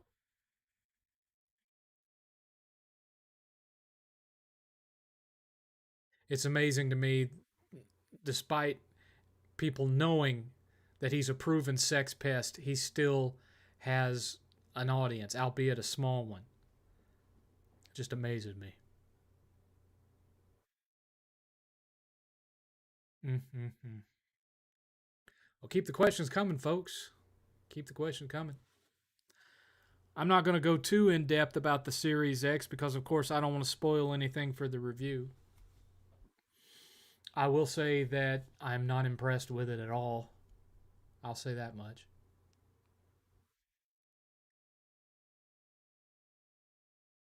I think 8th actually likes the Series X more than I do, but that I would say that's most likely just simply because it reminds him of a PC, just a less powerful PC. In 2013, Troy Baker voice acted in two glorified escort mission games. Do you know those games? No, and I don't care. I don't like anything that has to do with escort missions. Only thing I kind of like, I mean, one of them would have been The Last of Us, but only thing I kind of liked about Miiverse was the drawing option, but overall it was useless since we had other social media platforms we could have used. Yeah, and the drawing option really wasn't all that great anyway. I mean, I saw some impressive artwork put on them, but have you lost weight? It looks like it. I wish I'd lost weight. I'd probably be having less back problems right now. Do you listen to R&B music? Uh, I listen to some rap. That's about it, and mostly older rap. You know, NWA, Ice Cube, Run DMC, Onyx, that kind of thing. Public Enemy, and of course the Boogie Boys. Seventh, do you have a Burt's Mega Mall in your area? Never heard of it. Never heard of it.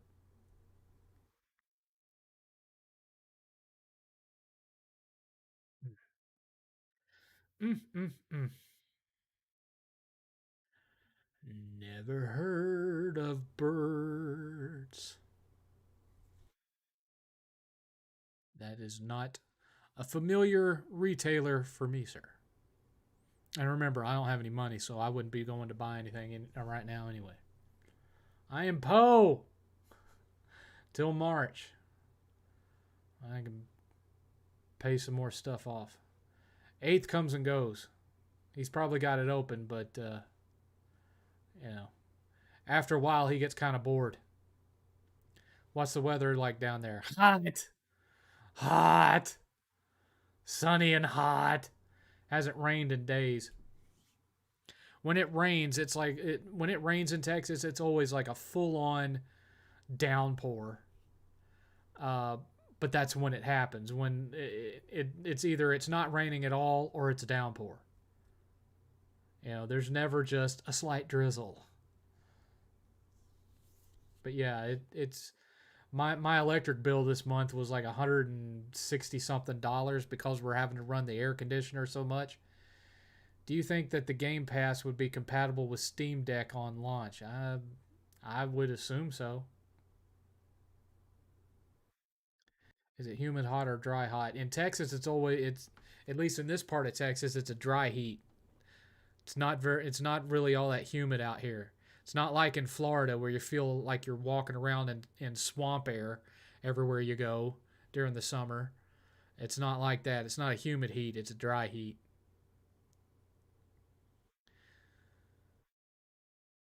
Well, just because Steam Deck is running off of Linux and not Windows doesn't mean that they can't have Game Pass on it. If they can get Game Pass running through Proton, it'd be all right. Will that remains to be seen. Either way, I don't care about it. 8th doesn't really either. Are you familiar with "I Have No Mouth But I Must Scream"? Yeah, it's a short story by Harlan Ellison, and the video game was one of those PC horror adventure games. It's got a definite cult following. I haven't played it, but I've seen video of it.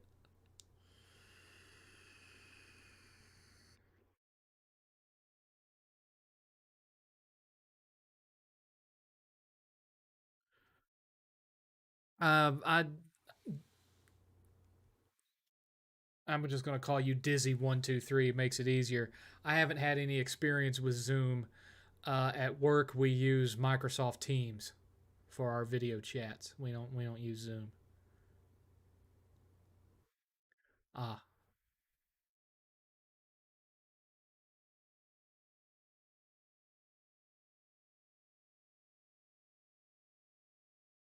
well, yeah, it's essentially just a handheld PC. So I mean, uh, you can put any operating system you want on it. Really,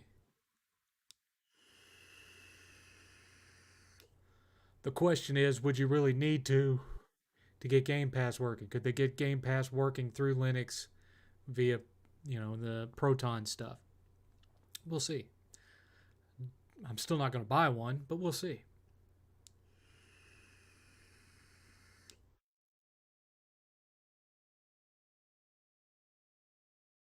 Zoom is terrible, yes.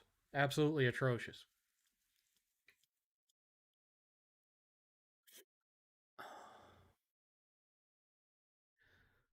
I stopped attending my Zoom lectures in January. I lost motivation for school. It was a horrible way to end undergrad, but whatever. Yeah, I'm glad my company doesn't use it. I'm glad we're on Microsoft Teams. Teams is perfectly fine. I like Teams. And it's got remote control built in. So if one of my buddies hits me up and something's not working right on their machine and they haven't been able to figure it out, I can just choose to take control. They can share their screen and I can take control of their computer and fix it. It's very convenient. Will probably be scalped like everything else this last year. Most of the people who I have contact with on social media who are interested in it were able to get one on pre-order. So I don't think it was the same as with the consoles. But then again, it's not as big a market for something like that. I mean, yes, it's PC gaming, but I would say there's a large contingent of PC gamers that don't care about playing their PC games on a comparatively underpowered handheld unit. They invest all this money in their big wrap screens and their 4K and their or even 1440p and their 3080s and 3090s and 3070s. They're not going to want to step down to 1.6 teraflops.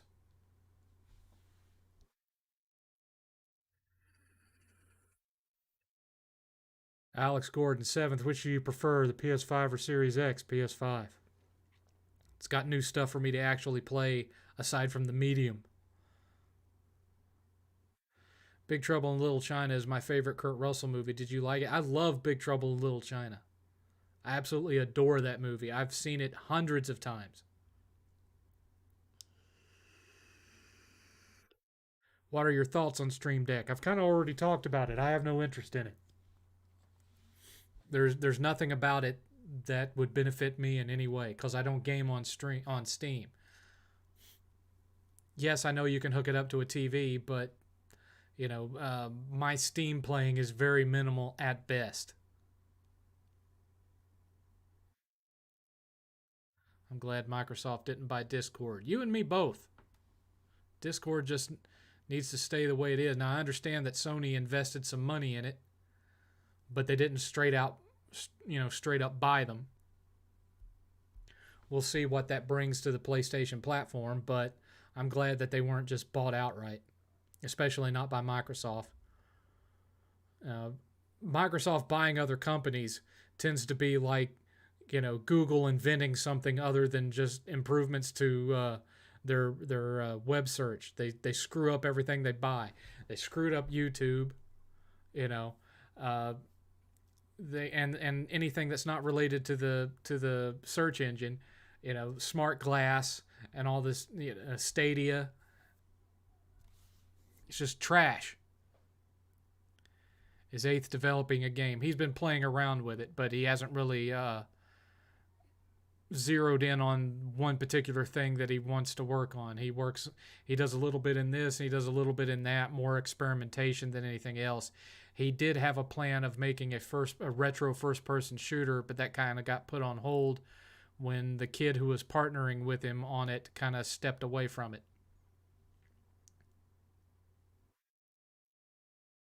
Seventh, have you seen the movie with Kurt Russell and Stallone as cops, Tango and Cash? Yes, I've seen it. Thoughts on Scarface? Don't like Scarface. I don't find Al Pacino's Cuban accent to be convincing. I don't think he makes a convincing Cuban, and so every time he opens his mouth, it takes me out of the movie. Partly because, I lived in Florida for a long time, and I knew and was friends with actual Cubans, and they don't sound like Al Pacino sounds in that movie. Did you find the Death Spank games fun or enjoyable? I only played the first one, but I had an all right time with it. I beat it. I didn't 100% it, but I beat it. Didn't really play the second one much at all. Do you feel more productive working from home rather than an office? Yes, because I'm not, where I live now, my company's closest office is 35 minutes away. So it takes me 35 minutes to drive there and then 35 minutes to an hour to get back home because of traffic. So not having to waste over an hour of my day and just being able to walk in here in the office, turn on my laptop and start working, yeah, I'm way more productive. And plus, I don't have to take lunch breaks. The only time I have to get up and stop working is if I get up and go to the restroom, and that's it. Do you like the 2012 film? What 2012 film?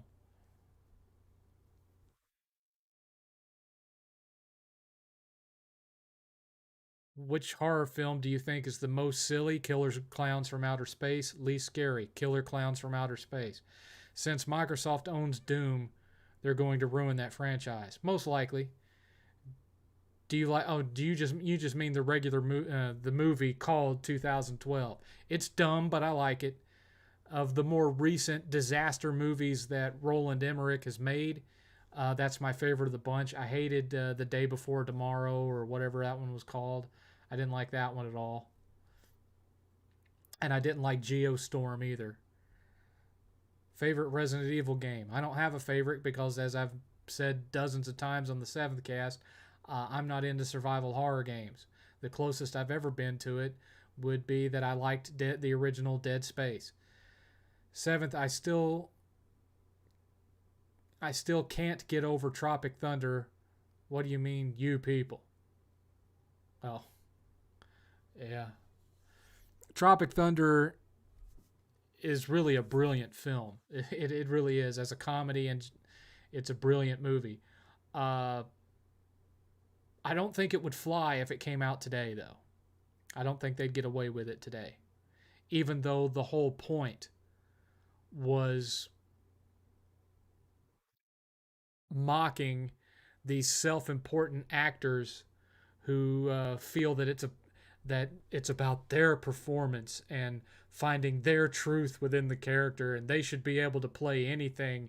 And so, the idea of an actor being so full of themselves that they would have themselves surgically altered to resemble a person of another race, you could believe it. You could believe that someone would be full enough of themselves to do that and steal that role from an actual black actor. You could believe it.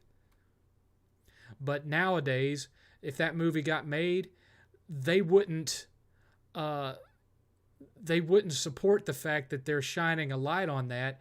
They would take it as actual racism that they didn't hire a black actor to play a white actor who was pretending to be black. Because that's how stupid people have gotten now. And to this day, you can go on Twitter and find people that were talking about canceling Robert Downey for a movie they just found out exists because it's a white person in blackface. Not understanding that that was the point. Making fun of actors who are so full of themselves that they would actually go and steal a black role from a black actor because it's about the performance. That's how dumb these people are. Anyway, I've gone off on that before. One of the worst parody films was Disaster Movie. Disaster Movie is not a parody, it's a spoof film, and it's a bad one. Because all it is references. All it is references. References to other better movies. Seventh, are you tired of outbreak virus movies? I know you hate zombie movies now. I don't. I couldn't tell you the last time I watched an outbreak virus movie, so I'm not tired of them because I don't watch them to begin with. The last one I watched was that one with Dustin Hoffman, Outbreak. Which movies do you think are so bad that it would make you say, I would rather watch The Room? The English Patient. One of the most boring movies I've ever sat through. Another movie that is as equally boring is Brad Pitt's 7 Days in Tibet. Oh God, that movie. Oh, it's the cure all for insomnia, man. That movie will put me to sleep. I'd much rather watch The Room than 7 Days in Tibet or The English Patient. I like The Truman Show, but those other two, ugh. Did you know Yoda could break dance? Sure he can. Will we never see Robert Downey Jr. as Iron Man again? Not unless it's like flashbacks or voiceovers in their What If show. I would suspect that's it. I mean, he's getting on up in years, you know. Was the game Rainbow Moon to your liking? It's okay. It's okay as a strategy RPG. It's not too bad. I liked Scary Movie 1 and 2. But those were made by the Wayans brothers. All the other scary movies were not. And even though I like those, they also made references that are really dated now. Like making a reference to an old commercial that had people like, you know, moving towards the camera with a basketball. I think it was for an old Nike commercial that no one remembers now. So you get to that part in like Scary Movie 2 where they're rushing at the camera with the ball and all that crap. No one gets that reference anymore except old people like me. That being said, Chris Elliott is the gimp hand butler, you know, accidentally dipping his hands in the mashed potatoes and stuff. That was funny. He was probably my favorite part of Toy Story 2, to be honest with you. Robert Downey Jr. was in Weird Science. Didn't notice him the first time I saw it. Yeah, he's in Weird Science. There's a lot of people in Weird Science. Like one of the main bad guys from Mad Max 2 returns as that character with the same makeup and outfit and everything in Weird Science as one of the weird post apocalyptic guys that shows up in the living room. And one of the other ones that shows up with him, the one that was like, I'd hate to lose my teaching job, was one of the bad guys from The Hills Have Eyes. So, yeah. Did you like the film The Reef? I don't think I've watched it. Seventh, would you ever want to become the CEO of a gaming company? No.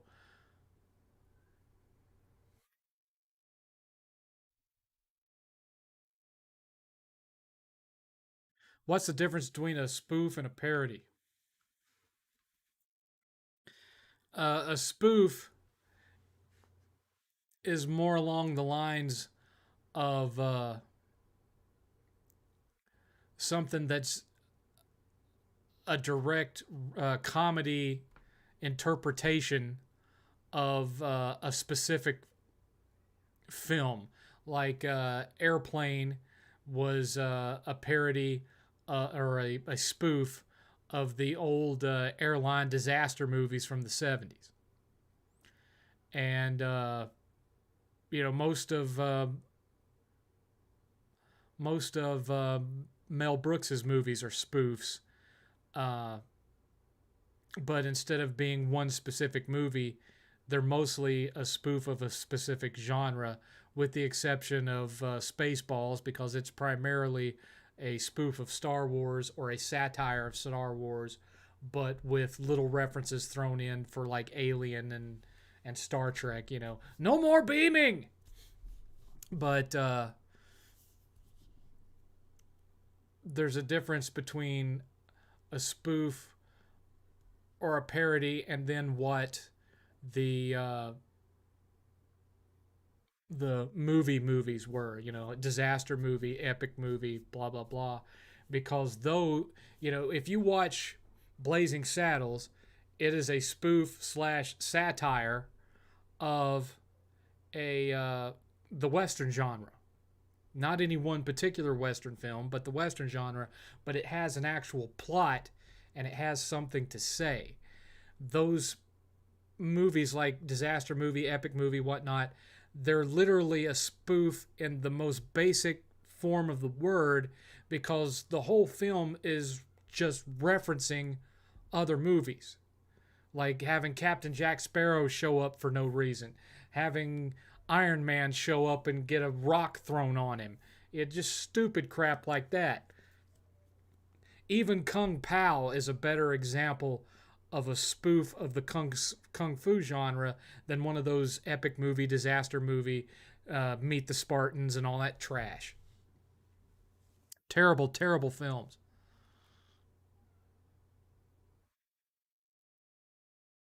The only decent one out of all of those movies would be uh, superhero movie, but that one is tainted because it has Drake Bell in it, and of course he's turned out to be a sex pest. So you're watching this movie that's actually a pretty clever spoof of Sam Raimi's Spider-Man, but while you're watching it, you're like, eh.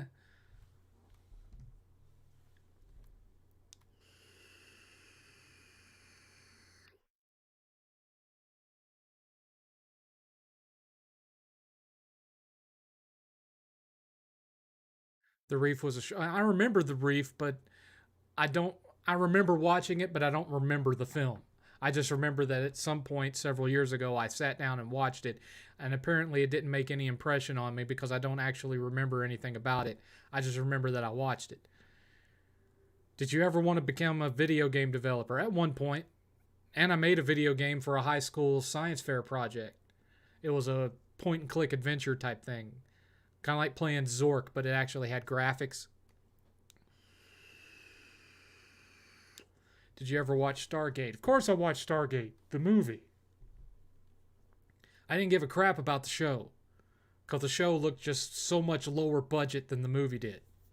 And even the movie didn't look that big of a budget either, because if you watch real careful, in some of this was before everything was CG, and so there were scenes where the little bird-shaped spaceships were flying around and the guys were shooting up at them. And if you look real close, you can see that the spaceships have ropes tied to them and they're just swinging them overhead, probably tied to a pole that's off camera. So you see it go, yeah, and there's ropes holding it up.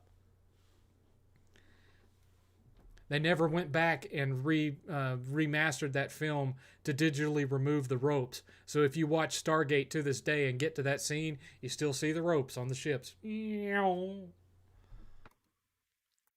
Are you familiar with Ashley Birch, specifically her show Hey Ash? What? I have no idea what that is. Speaking of Stargate, did you ever play the Williams Arcade Defender and Defender 2 Stargate? Yes. Yes, I did. Played it a lot in the arcade, and I had it on Atari 2600. Still do. Obviously, the arcade version was a lot better. You could always tell walking into an arcade if they had a Defender cabinet because it was so loud and so distinctive with those sound effects. Uh, and for those of you who aren't old enough to have played Defender, if you had a PS4, then you kind of have played Defender because Housemarque's game Resogun is a clone of Defender, basically. It plays almost exactly like Defender, only instead it goes around in a loop instead of just straight left and right. You add that loop and you add bosses to Defender and you get Resogun. You ain't missed much, Evil Otaku, just talking about stuff.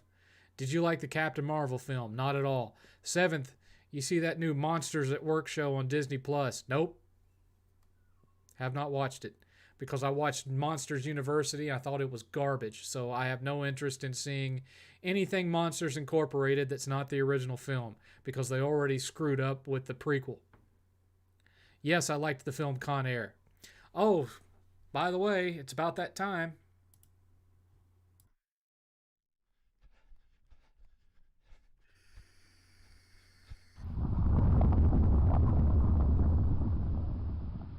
1 hour.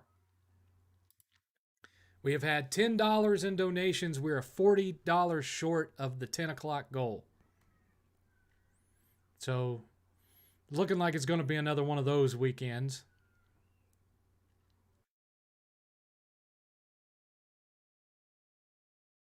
I had a PC CD that had 6 Williams arcade games. Yeah, I've had several Williams collections over the years. It's not quite the same playing it on a console.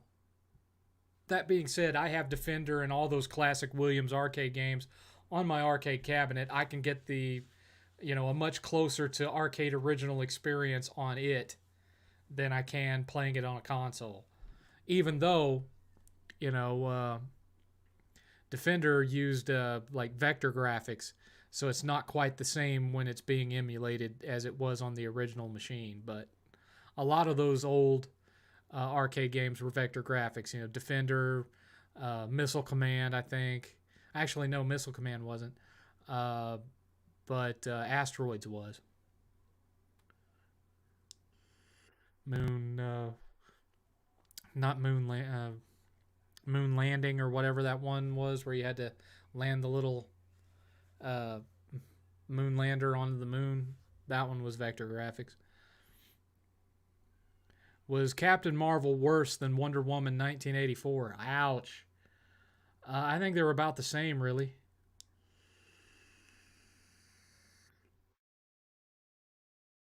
Did you hear about the Smash Brothers type game from Nickelodeon? Why is everyone hyping it up so much? Because it has features that real Smash doesn't have. That's why people are hyping it up.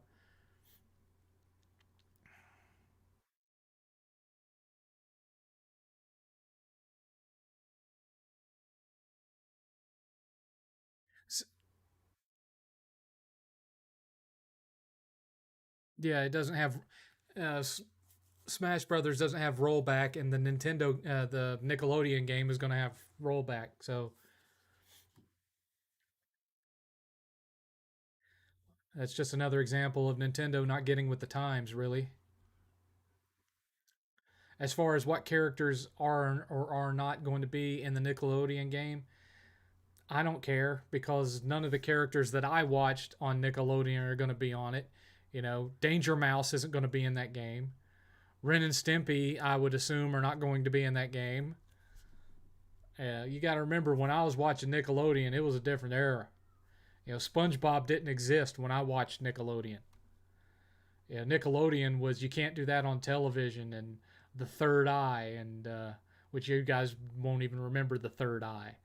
It was kind of a sci-fi genre thing and really what it was they had bought several El Cheapo uh, kids fantasy shows from like Britain and New Zealand and mixed them into this one show. And so you'd get an episode of the Labyrinth, and you'd get an episode of this, and you'd get an episode of that, and it was called The Third Eye, and that was one of the Nickelodeon shows that I watched as a kid. But for me, it was Third Eye. You can't do that on television, and Danger Mouse, and then eventually Ren and Stimpy, and that was my Nickelodeon experience. And all this other stuff like Doug and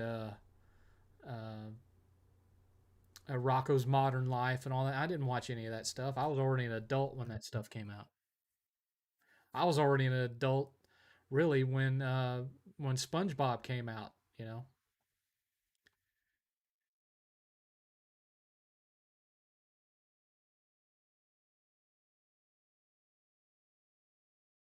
Thoughts on Mr. Nanny starring Hulk Hogan?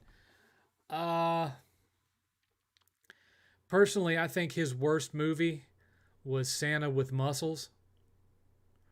Mr. Nanny is not the worst film that he's made. I think Santa with Muscles was much worse. But you know, really the only movie that he's been in that was good was Rocky 3. Everything else, No Holds Barred. No Holds Barred is so bad it's good, especially since his little brother was played by the guy who played Lucifer in Supernatural. So it's funny to go back and see that that's where his career took off, was playing Hulk Hogan's little brother in No Holds Barred.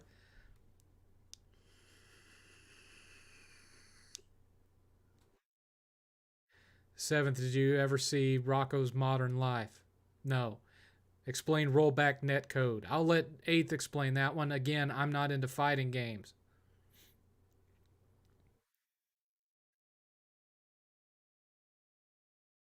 I expected SpongeBob to take off because it had a similar art style and sense of humor to the old school Ren and Stimpy episodes, not the newer stuff, but the older ones. And so I expected that, but of course it was a lot tamer than Ren and Stimpy. I expected it to take off because it was, I viewed it as a more kid friendly replacement for Ren and Stimpy that parents and kids could watch together. I never really got into it. I don't really know how big of a fan Eighth ever was of SpongeBob. I do know that I watched quite a bit of SpongeBob with him as a kid. No, Polymega never got back to me. I canceled the Walmart pre orders, and they have been persona non grata since February. They haven't updated any of their social media since February. I'm having my doubts that the Polymega will ever come out at this point.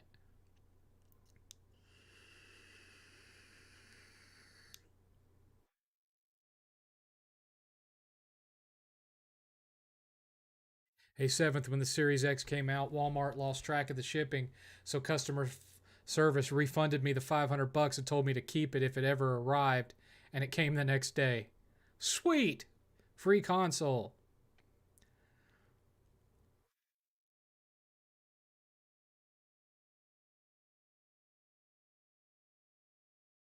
Seventh, have you ever wore your hat backwards?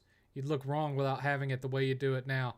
I used to wear ball caps backwards quite a bit. In fact, in some of my old videos, I wore ball caps backwards. And when I'm wearing that black leather cap that I have back there, I'm wearing it backwards when I wear it. You know, I have worn hats backwards before. I can't get this one straight, but it won't straighten out. But I've done it before. Of course, it shows that I'm not bald and that my hair does grow, but you know, I just haven't shaved my head this week.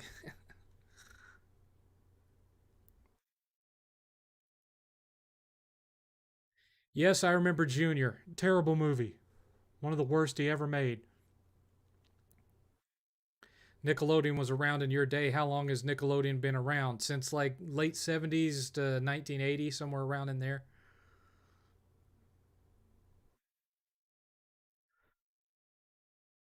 Thoughts on Xbox claiming PC as a Microsoft platform? Really, for the most part, it's a Steam platform. But yes, because the majority of PCs run off of Windows operating systems, then they have a kind of sort of point. But when you compare how many people play their games through Steam as opposed to how many people play their games through Game Pass on PC, well, do you think Cartoon Network will get an All Stars brawl? I wouldn't care if they did. Wouldn't care if they did. I wouldn't especially care if Sony brought out a Battle Royale 2 or Battle Royale 2, however you want to pronounce it. I wouldn't care because I'm just not that big into fighting games. Never have been. Mortal Kombat is the closest I've ever come to being big into fighting games, and even then, I didn't put a whole lot of work into mastering it. I learned how to spam like crazy with Scorpion, and then none of my friends wanted to play with me anymore. Seventh, you could pull a Clark Kent with that hat when you put it on backwards. I didn't recognize you for a second there. Okay, sure. No, I will not be purchasing Steam Deck. I don't have a need for one. I never go anywhere. Why would I need portable access to Steam games when I don't really play on PC anyway? My computer is powerful enough to do it. I just don't do it. I'd rather be sitting in my recliner playing console games in my game room.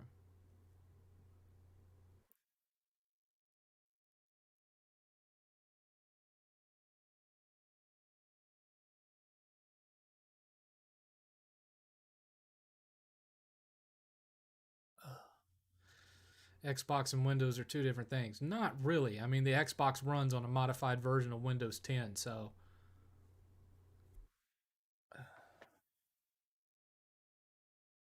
I'm just saying.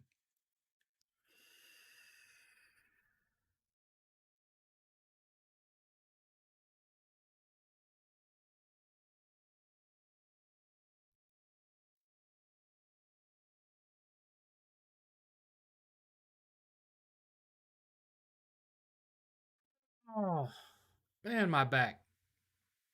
Horrible. Absolutely horrible. Terrible, terrible.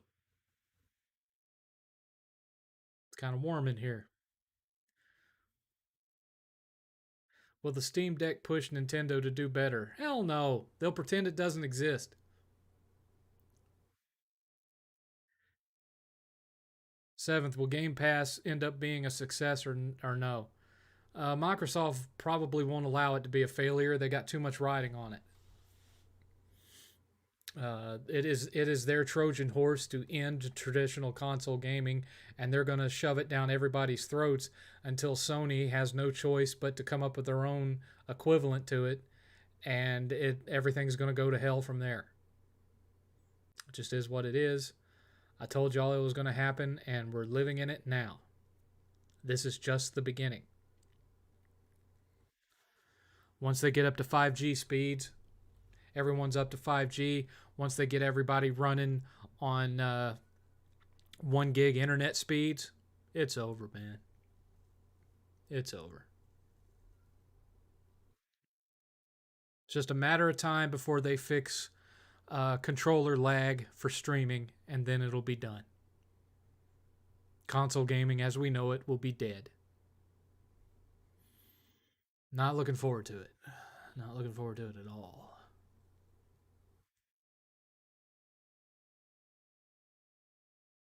That's depressing.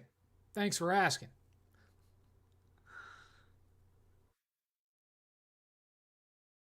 I don't think Steam Deck is going to have any effect on Nintendo Switch sales at all because most you got to understand how much of the Switch sales are for kids. They're for kids. And no kid is going to say, "Mommy, Daddy, I want a Steam Deck for Christmas," because they're not playing games on Steam. They can't get Kirby and Mario and Zelda and all that stuff on Steam. Having a Nintendo handheld at this point is practically a staple of American childhood. And so parents, when they think it's time for my kid to have a handheld gaming machine, so they'll stay quiet in the back seat of the car, the first thing they look for is what's the newest Nintendo handheld? They're not going to buy Steam Decks for their kids. And so for that reason alone, the Steam Deck is never going to be the success that Nintendo handhelds are. Ever. Not possible. It's a niche market. And I say it's a niche market because it's based on a PC gaming platform, and most PC gamers put way too much money into topping out their rigs to get the best PC gaming performance they have. They are not going to go down to a 1.6 teraflop 720p handheld. It's not going to happen. There will be a lot of social media people and influencers that buy it, and it'll sell okay, but it's not going to sell anywhere near what the Switch does. It's just not going to happen. I mean, uh, if you want to see Valve's previous success in trying to get into a market that they traditionally have not been in on a hardware end, look at the Steam box.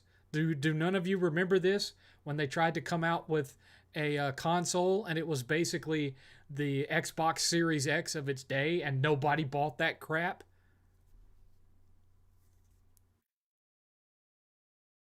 Seventh, my nephew fell to the dark side. He became a Fortnite fan. I have no interest in Fortnite and never will. No, there's not. The only way that you could stop the all digital future would be if just people weren't buying into it. If physical game sales remained steady, nobody was subscribing to these services, that would put it off for a while. But even then, it's still under the controls of the company, because if the company dictates from now on we are only going to be putting our games on streaming, then you either sign up for an account or you're not playing new games at all. So really, no matter what, we don't have a choice in the matter. They might suffer for it in the short term. Their sales and everything go down in the short term, but eventually, those people who have been playing games all their lives, they'll give up and they'll sign up for an account just to be able to play something. What's your thoughts on Bill Cosby getting released? Is what it is. Is what it is. Court case wasn't handled properly. He got off. What is this Steam console you speak of? Came out a few years ago. Didn't sell worth a damn. It's called the Steam Box. Go look it up. Just read about it. It was basically a PC, a mid-range PC, and in a console case. In other words, it was an Xbox Series X made by Steam,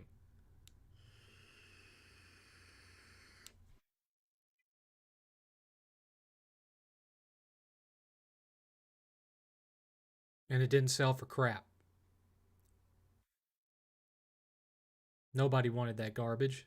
Why would you buy that when you could just build an actual, high-powered PC?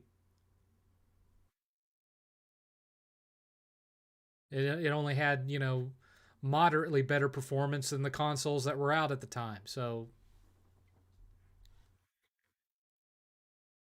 it was doomed from the start.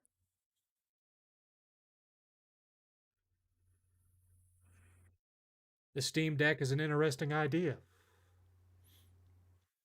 I just don't see it having a huge market.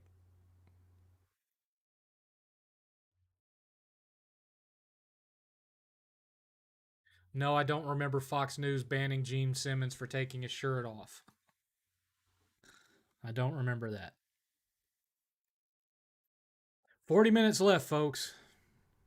Got any good Vegas stories? Nope, never been to Vegas. And I don't believe in gambling.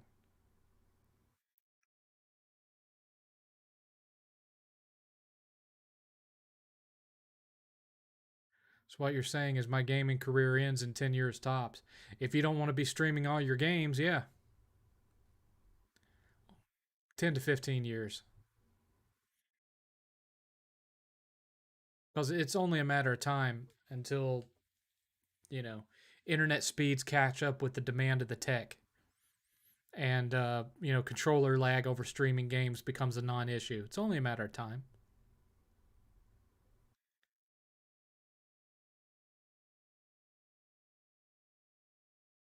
Why do these companies copy each other? Because they see something that works and they say, hey, we can make money that way too. It's not rocket science. It's not rocket science, folks. Sorry to say.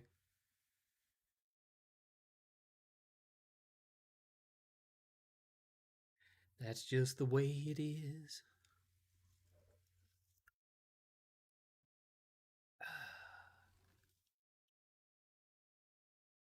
Might have to rewatch Big Trouble in Little China after this is over. It's been a couple of years since I watched it. I think the last time I watched it, I had found a collector's edition Blu-ray that had a whole bunch of extra features and stuff on it, and that was the last time I watched it. Might have to rewatch it. I know it's on one of my services, either HBO Max or Hulu, one of the two.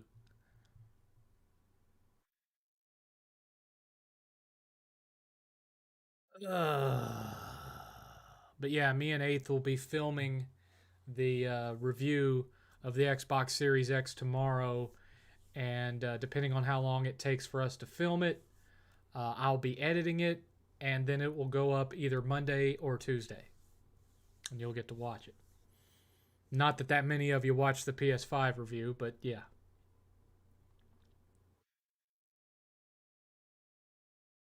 But I'm telling you ahead of time, I'm not very impressed with the Series X. To me, the Series X is just a more powerful Xbox One. That's all it is to me. All these great games that they keep talking about, we don't have them yet. The controller that, all the problems that I had with the Xbox One controller, I have with this controller.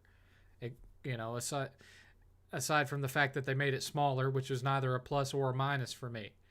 Uh, all the same problems with the interface that I had with the Xbox One, I have with this system because it's the same interface. So, yeah, it won't be getting a good review from me because, and on top of that, a lot of the stuff that the Xbox people have been bragging about since the Series X come out doesn't even apply to most of what's on Game Pass. Frame rate boost, FPS boost. Most of the games on Game Pass don't have frame rate boost. Most of them do not.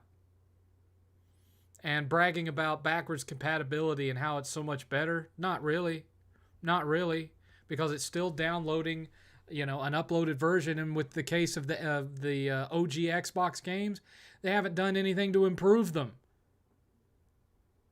There's the resolution is sharper because newer tech, but no achievements. None of the Xbox games the OG Xbox games that are on Game Pass have achievements on them. When you play PS1 games and PS2 games on PS4 and PS5, achievements, trophies. Not for OG Xbox games. Oh, but their backwards compatibility is so much better. Come on, man.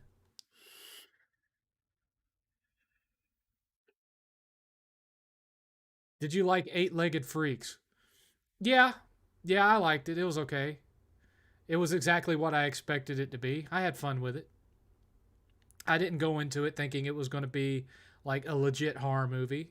I knew it was going to be a horror comedy because of who it had in it.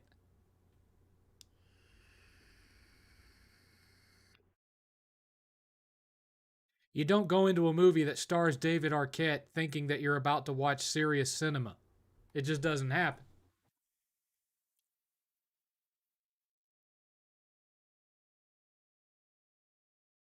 Is there any hope for console gaming?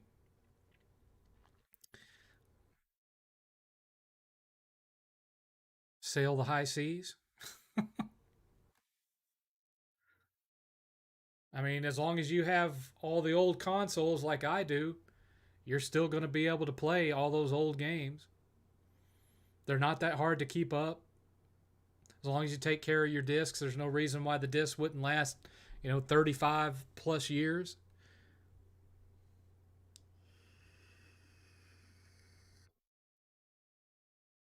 I don't have a single disc that's become unplayable because of disc rot because I take care of my stuff.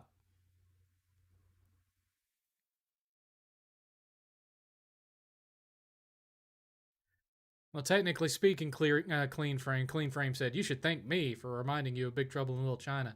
I already have it in my queue on one of my digital streaming services. I've just been finding other things to watch instead of it. Anytime Big Trouble in Little China shows up on one of my streaming services as something that's available without having to pay extra to watch it, I throw it in my queue just in case I get in the mood to watch it.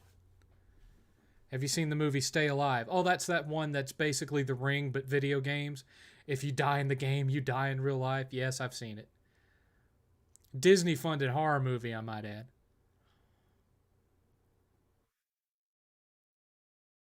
Are you hyped for Marvel's Spider-Man 2? Oh, and the Insomniac, an Insomniac sequel? Eh,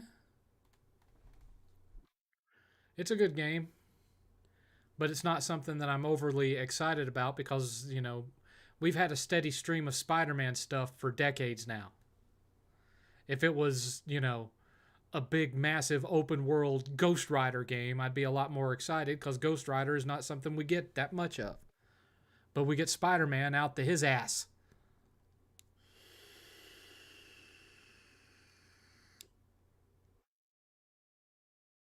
I've heard rumors that COVID is going to be nothing compared to what's coming. I've heard we're going to be living in the 1800s again. Do you think that's true? Well, eventually, all society breaks down. We've seen it happen throughout history. Uh, the only real question of it is how and when.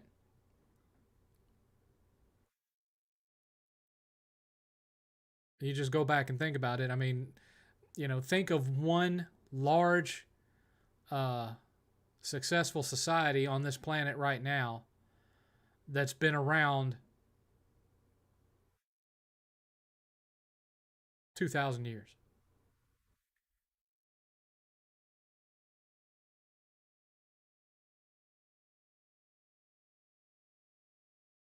Just one.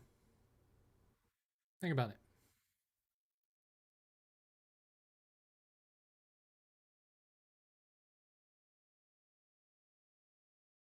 Closest one that comes to my mind is the Roman Catholic Church. Because the Roman Catholic Church was built upon the foundation of what was left of the Roman Empire. They just reformed it around religion to keep it alive. You know, Constantine saw the sign of the cross in the sky, and over time, the Roman Empire became the Holy Roman Empire, aka the Roman Catholic Church.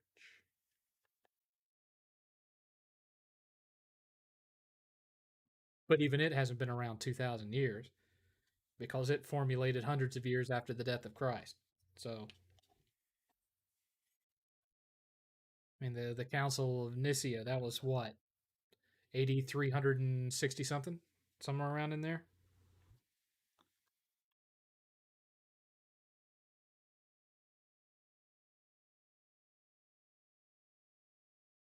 Refresh my memory who owns the rights to Sunset Overdrive. It's my understanding that Microsoft owns exclusive rights to the first game, but the rights to the actual IP reverted back to Insomniac. So if Insomniac wanted to make a Sunset Overdrive 2 for PlayStation, they could. I don't believe they have the rights to put the original Sunset Overdrive on the PlayStation 5. I could be wrong about that. Something might have changed since the last time I looked into it. It's not something I look into a whole lot because I hated that game. Rome as a society has not been around 2,000 years. Modern day Rome is not the Roman Empire. Modern day Rome is built upon the ruins and ashes of the Roman Empire.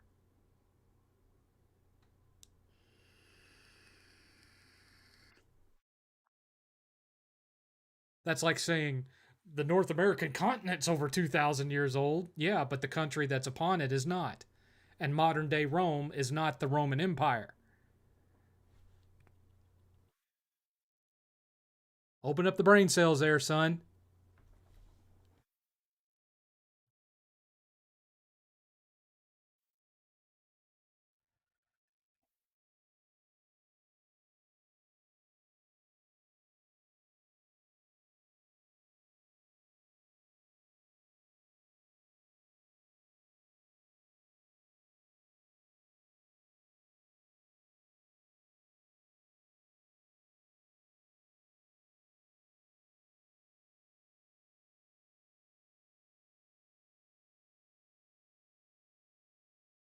Yeah, I just, I haven't cared. I've never cared for Sunset Overdrive. I spent some time with it. I just don't like the way it plays.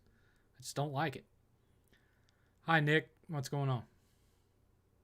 We have 30 minutes left. We're $40 short of the 10 o'clock goal.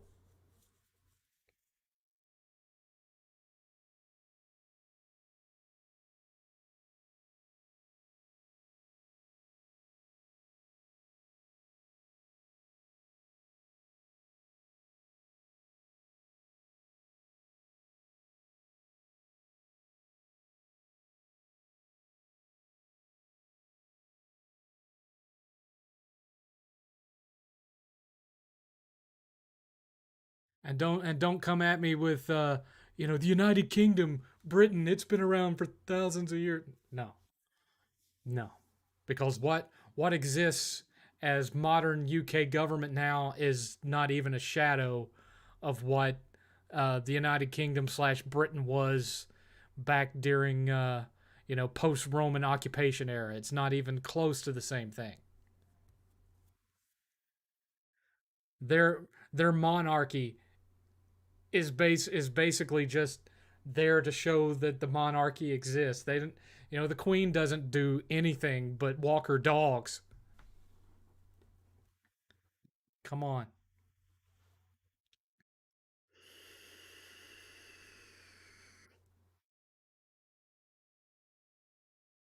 Every kingdom that exists now is, including the United States, is built upon the bones of a previous society. Every single one of them. Because all societies eventually topple and fall and are replaced by something else. It has happened repeatedly throughout history. Nothing stands the test of time. There is no society on this earth that goes all the way back to the beginning of human history. Sumerians gone. Assyrians gone. Egyptians gone. None of it lasts. None of it lasts.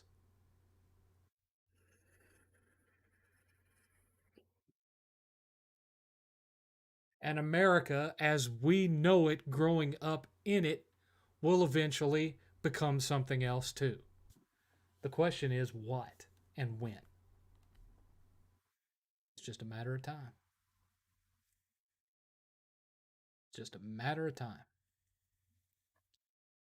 And of course, however many billions of years in the future, our sun is going to go out and then all society will be gone. Assuming that we haven't colonized other planets somewhere outside of our solar system around some other sun out there. All things are finite. The Romans, gone. The Greeks, gone. The original kingdom of Israel, gone. Because what's there now is not the same. They have no temple of Jerusalem. There's no Solomon's temple.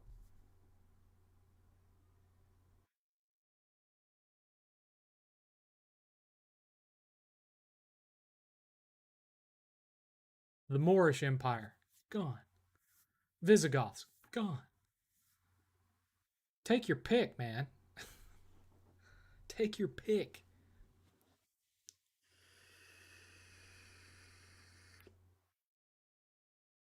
7th, do you have a favorite Godzilla movie?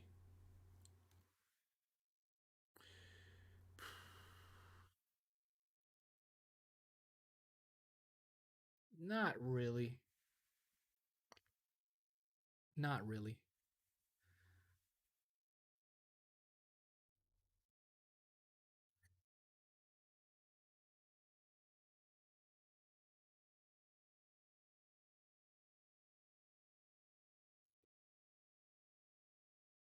I might have read it in college, Dizzy. I'm not sure. If she has any kind of authority, she doesn't use it, evil otaku. She doesn't do anything. I mean, when was the last time you saw the Queen at Parliament debating something or pushing for anything?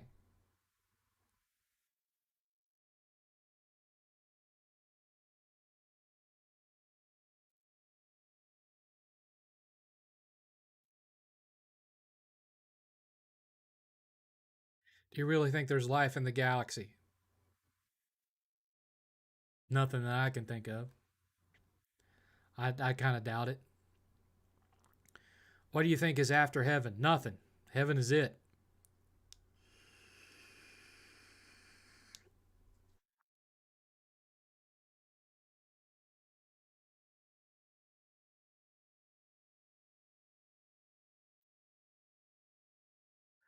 Don't believe in reincarnation either.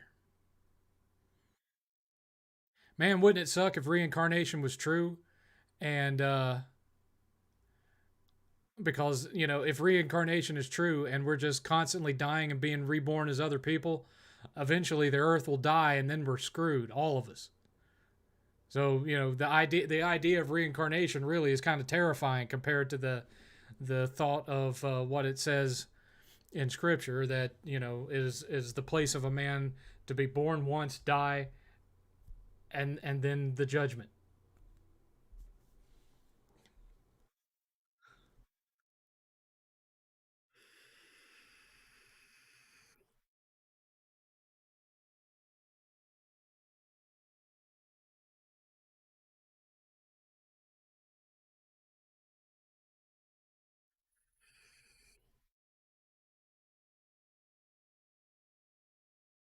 I'm sure Godzilla has been on the verge of being shelved more than once, Shadow Deist.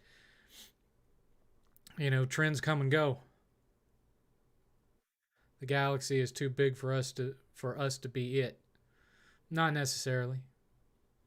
Remember, we're supposed to be we're supposed to have formed by chance, pure chance, over billions of years. So what are the odds that all the infinitesimal things that led to us led to other things out there? That a planet was just the right size, just the right shape, just the right balance of chemicals and components and matter and all these carbons and all these things, just the right distance from a planet to where life could form as we understand life as it is. No matter how big the universe is, that was like really, really specific coincidence after coincidence after coincidence for billions of years before we appeared. What are the odds? Infinitesimally against. Or astronomically against, not infinitesimally, that'd be small. Astronomically against the odds that it would happen.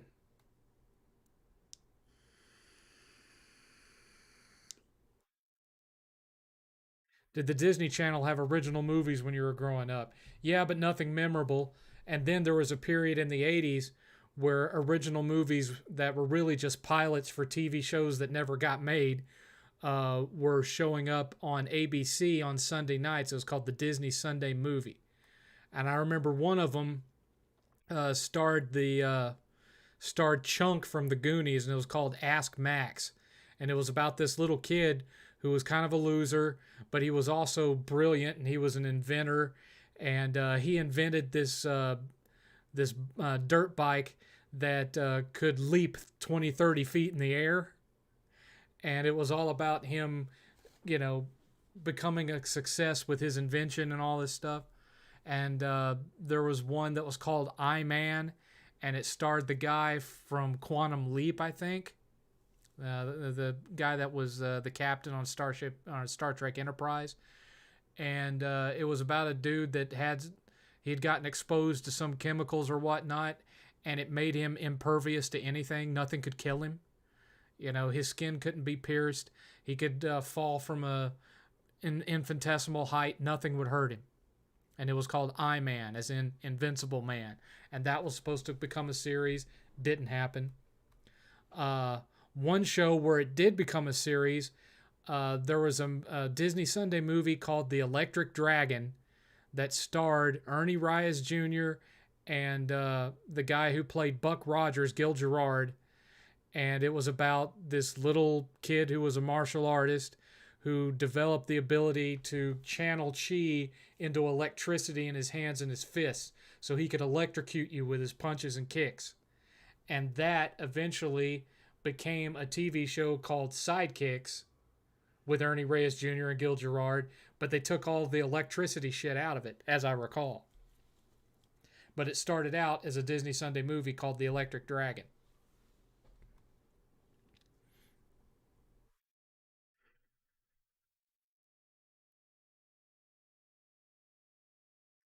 Was Moses fed up with people and that's why he smashed the 10 commandments? Well, pretty much. I mean, he walked up to this top of this mountain and faced the infinite awesomeness of God. You know, God knows what it's even like to be standing in the same place as a being like that. And, took these 10 commandments and he's coming down to give them to the people. And the people are doing all this stupid crap that they weren't supposed to be doing that's written right on these things. And of course, he got pissed off and he threw them and smashed them. And then a bunch of those people died.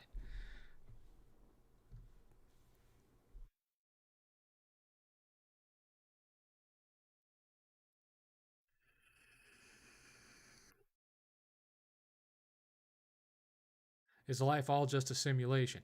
I don't know if it's a simulation. I would say it's a test.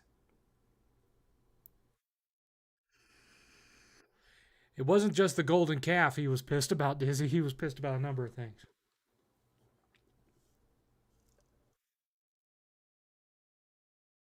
Here's the fun part: Mount Sinai is not located in the Sinai region where people say it is. Mount Sinai is in Saudi Arabia, on the other side of the Gulf of Aqaba or however it's pronounced. It's over in there. Uh, you can look at it on Google Earth. It's called Jebel Al Lawz, which is basically Moses' mountain.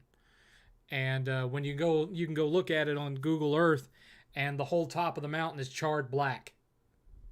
And down at the foot of it, you've got the remains of 12 pillars and an altar. The 12 pillars representing the original 12 tribes. And then you've got this great big stone altar at not too far from its foot with pictures of menorahs and calves drawn all over it. And then not too far from it, a big giant rock split down the middle, showing that water had at one point poured out of the rock. It's all right there. You can go, if it wasn't for Saudi Arabia putting fences around it and not wanting anyone to look at it, you could go visit it right now. And in fact, there's people on YouTube that have snuck in and gone to see it for themselves. It's right there.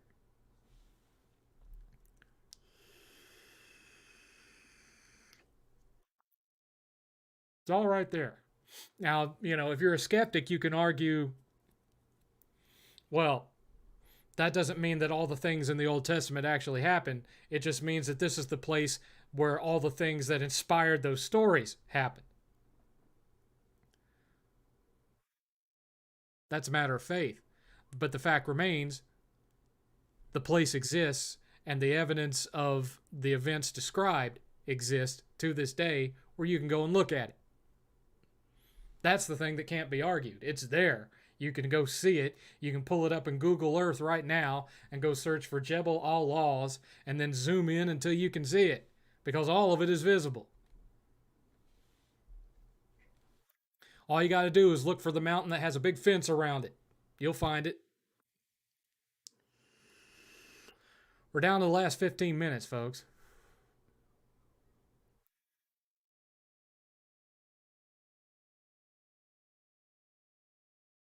Do I remember WMAC Masters? No, I have no idea what that is. No idea at all. None. No clue what that is.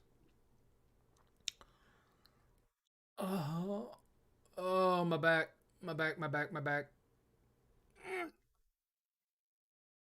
It's like having a kink in your back you can't pop.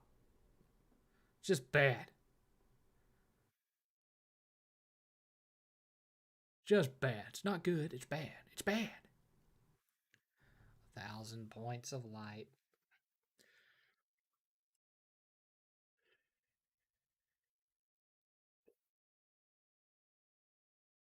Wouldn't be prudent.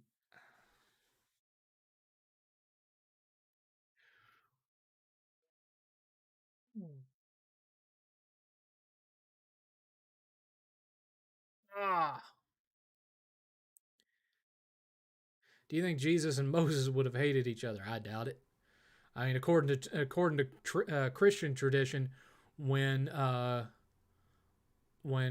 Christ experienced the transfiguration, one of the beings that appeared on the mountain during his transfiguration was Moses, and I think the other one was Elijah, according to tradition.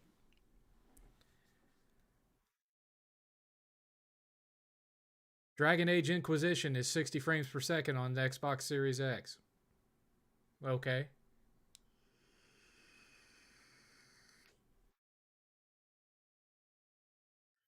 You know, there are a handful of Xbox One games that have gotten the FPS boost. A lot of them, especially 360 games, have not.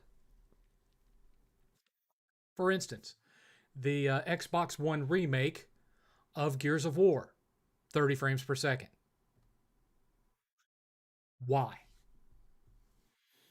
So when you see these Xbox, oh, backwards compatibility is so much better. Frame rate boost. Most of the games, no. Vast majority, no. There's a handful, but for the most part, it's just like PS5 with PS4 games. Most of them, same frame rate as PS4. Just is what it is.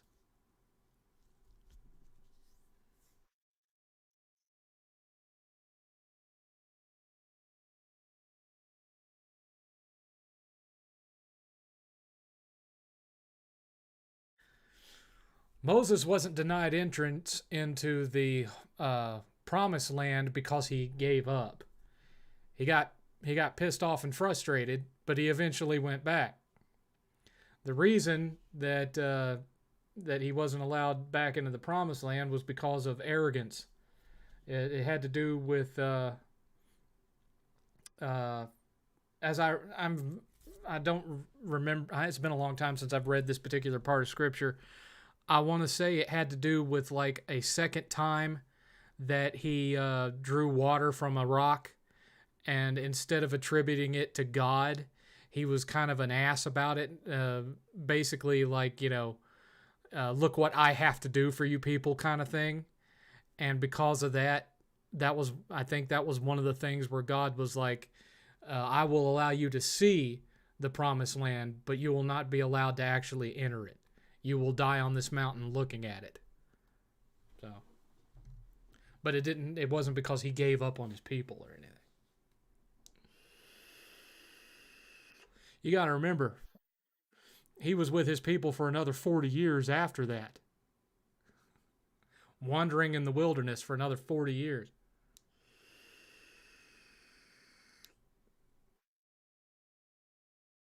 Or however many years it was. I think it was 40. Again, I haven't read that part of scripture in a long time. We're down to the last 10 minutes, folks. 10 minutes, $40 short. I'm worried about the next Dragon Age because, you know, BioWare hasn't exactly been shelling out the hits lately. Their last two games have stunk up the joint, so I'm worried about Dragon Age 5, or in their mind, Dragon Age 4, whatever. Dragon Age 4. There was Dragon Age 2, Dragon Age Inquisition, so this would technically be Dragon Age 4.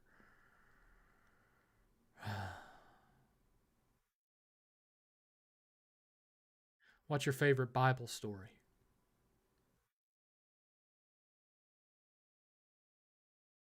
I really like the story of Samson. I like Samson a lot. Uh, I mean, the gospel overall is my favorite story in the Bible, but as far as like Old Testament stuff, Samson's where it's at. Samson would make for a really great uh, God of War style action game. In fact, we were talking earlier about what would have been a great follow up to Dante's Inferno. Samson. Samson would have been a great follow up to Dante's Inferno because it's got, a religious background, just like Dante's Inferno did. and it deals with some of the same themes as far as sin and retribution and forgiveness, like Dante's Inferno did. That's where that I really think that's what I would have wanted for a sequel to Dante's Inferno would have been Samson. Samson was a badass.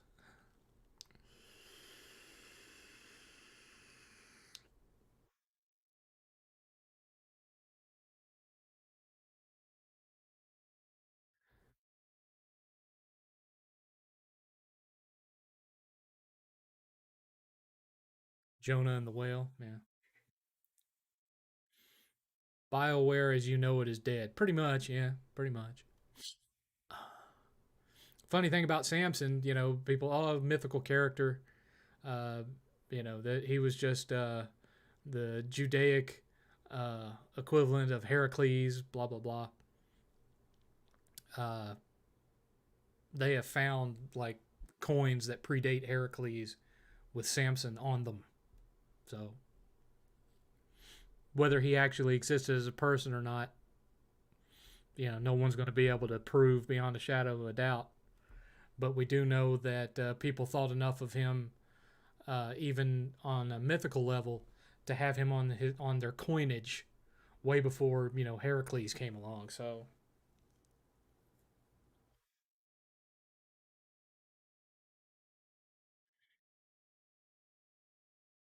what would you say to an agnostic? Figure it out. Figure it out.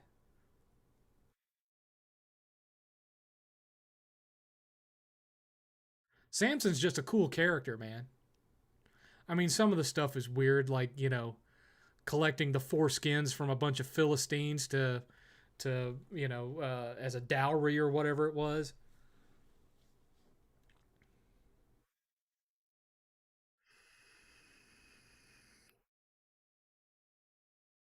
The weird part is that how would you write how he lost his powers into a video game and it still be fun to play? Because of course, he was seduced by Delilah. Delilah cut his hair. His hair was the one thing that God told him not to do. Don't cut your hair. He lost all of his powers, and then they cut his eyes out, and he's chained up in their temple, and he prays to God to forgive him and give him his power back for one last thing, and he topples the columns that he's chained to and brings the whole temple down on him and all the people that had uh, enslaved him. How do you tell that part of the story in the game and still make it a fun, challenging ending to the game?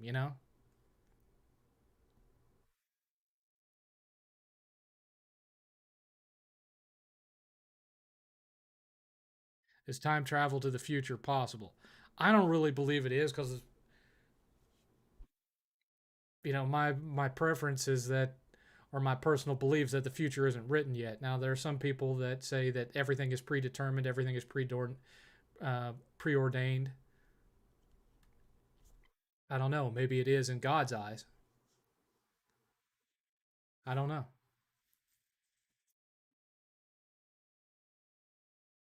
Do you remember Karla Homolka? No, no, I do not.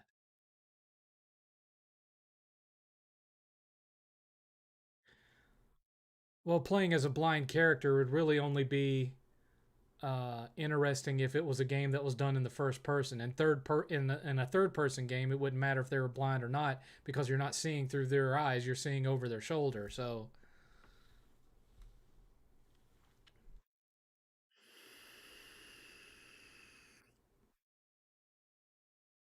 I really did like that Dante's Inferno game. I mean, that was the first thing that I did when I got the Series X and hooked it up.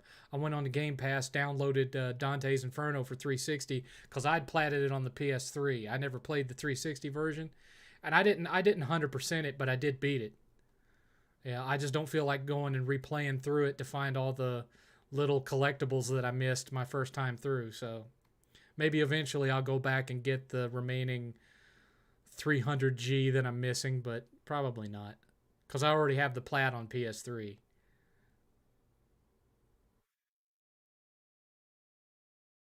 5 minutes left, folks. 5 minutes left.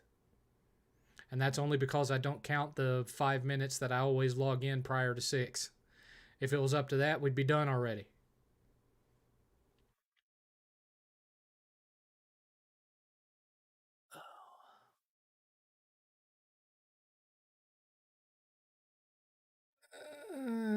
Carla Homolka is somewhere in Quebec. Last I've heard, she changed her identity after. I have no idea who that is.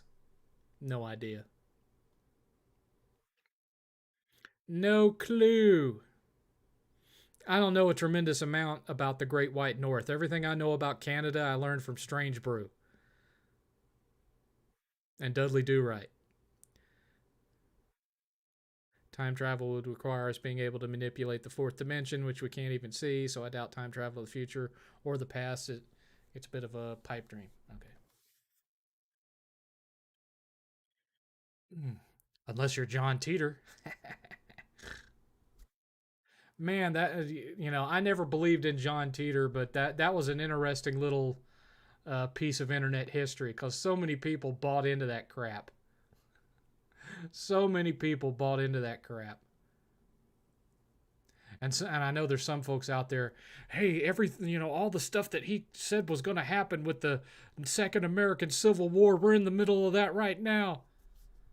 Not really. Not really. Not the way he described it, anyway. But it was fun. It was fun reading through it. They were killing people in the 90s. She helped her husband kill her own sister. Nice. Kind of like that woman here in the States that hooked up with some religious cult leader and killed her own son and daughter. They caught her in Hawaii and now she's in jail. He is too. They found her kids buried on his farm. How messed up in the head do you have to be?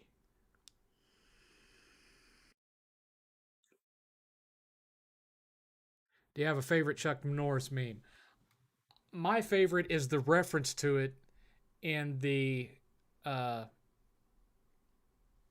uh, the Expendables movie he was in, where they were like, "I thought you were dead," and they was like, "Well, I got bit by a cobra, and then 3 days later, the cobra died." That reference is probably my favorite.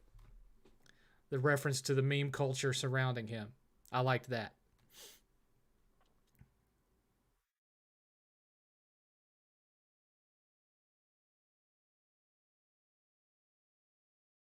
3 minutes left, folks. 3 minutes left. You got any questions left? You need to hurry up and get them in right now. Dudley Do Right. Oh God, Seventh, not a good representation of my country. Is Strange Brew any better? Because for a long time I thought that everybody in Canada, except for in Quebec where it was all French, was like good day, take off, hoser. You know,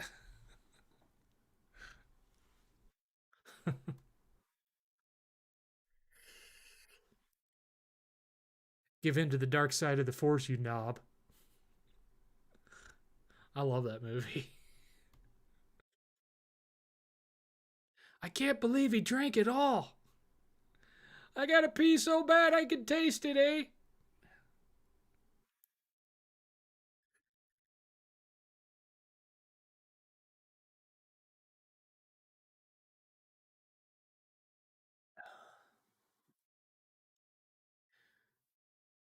I didn't like high school either, eighth, but you know that.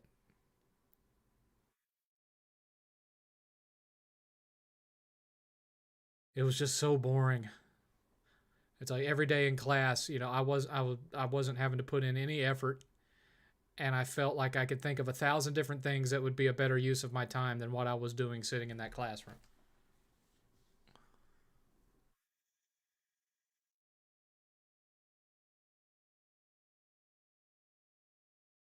1 minute left. We are down to the wire now. Yes, I've heard of Letterkenny, but I haven't watched any of it.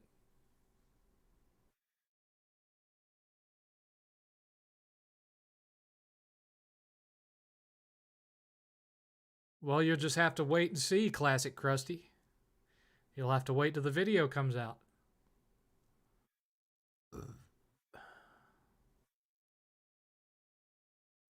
And there we go. It is 9 o'clock. We have gone 3 hours and we had one donation of $10. We are $40 short of the extension goal.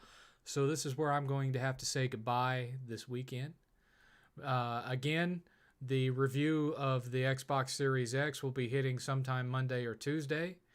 So just be thinking of everything that you want to ask me and write your questions down so you'll have them next week. And I will see you then. Same 7th time, same 7th channel.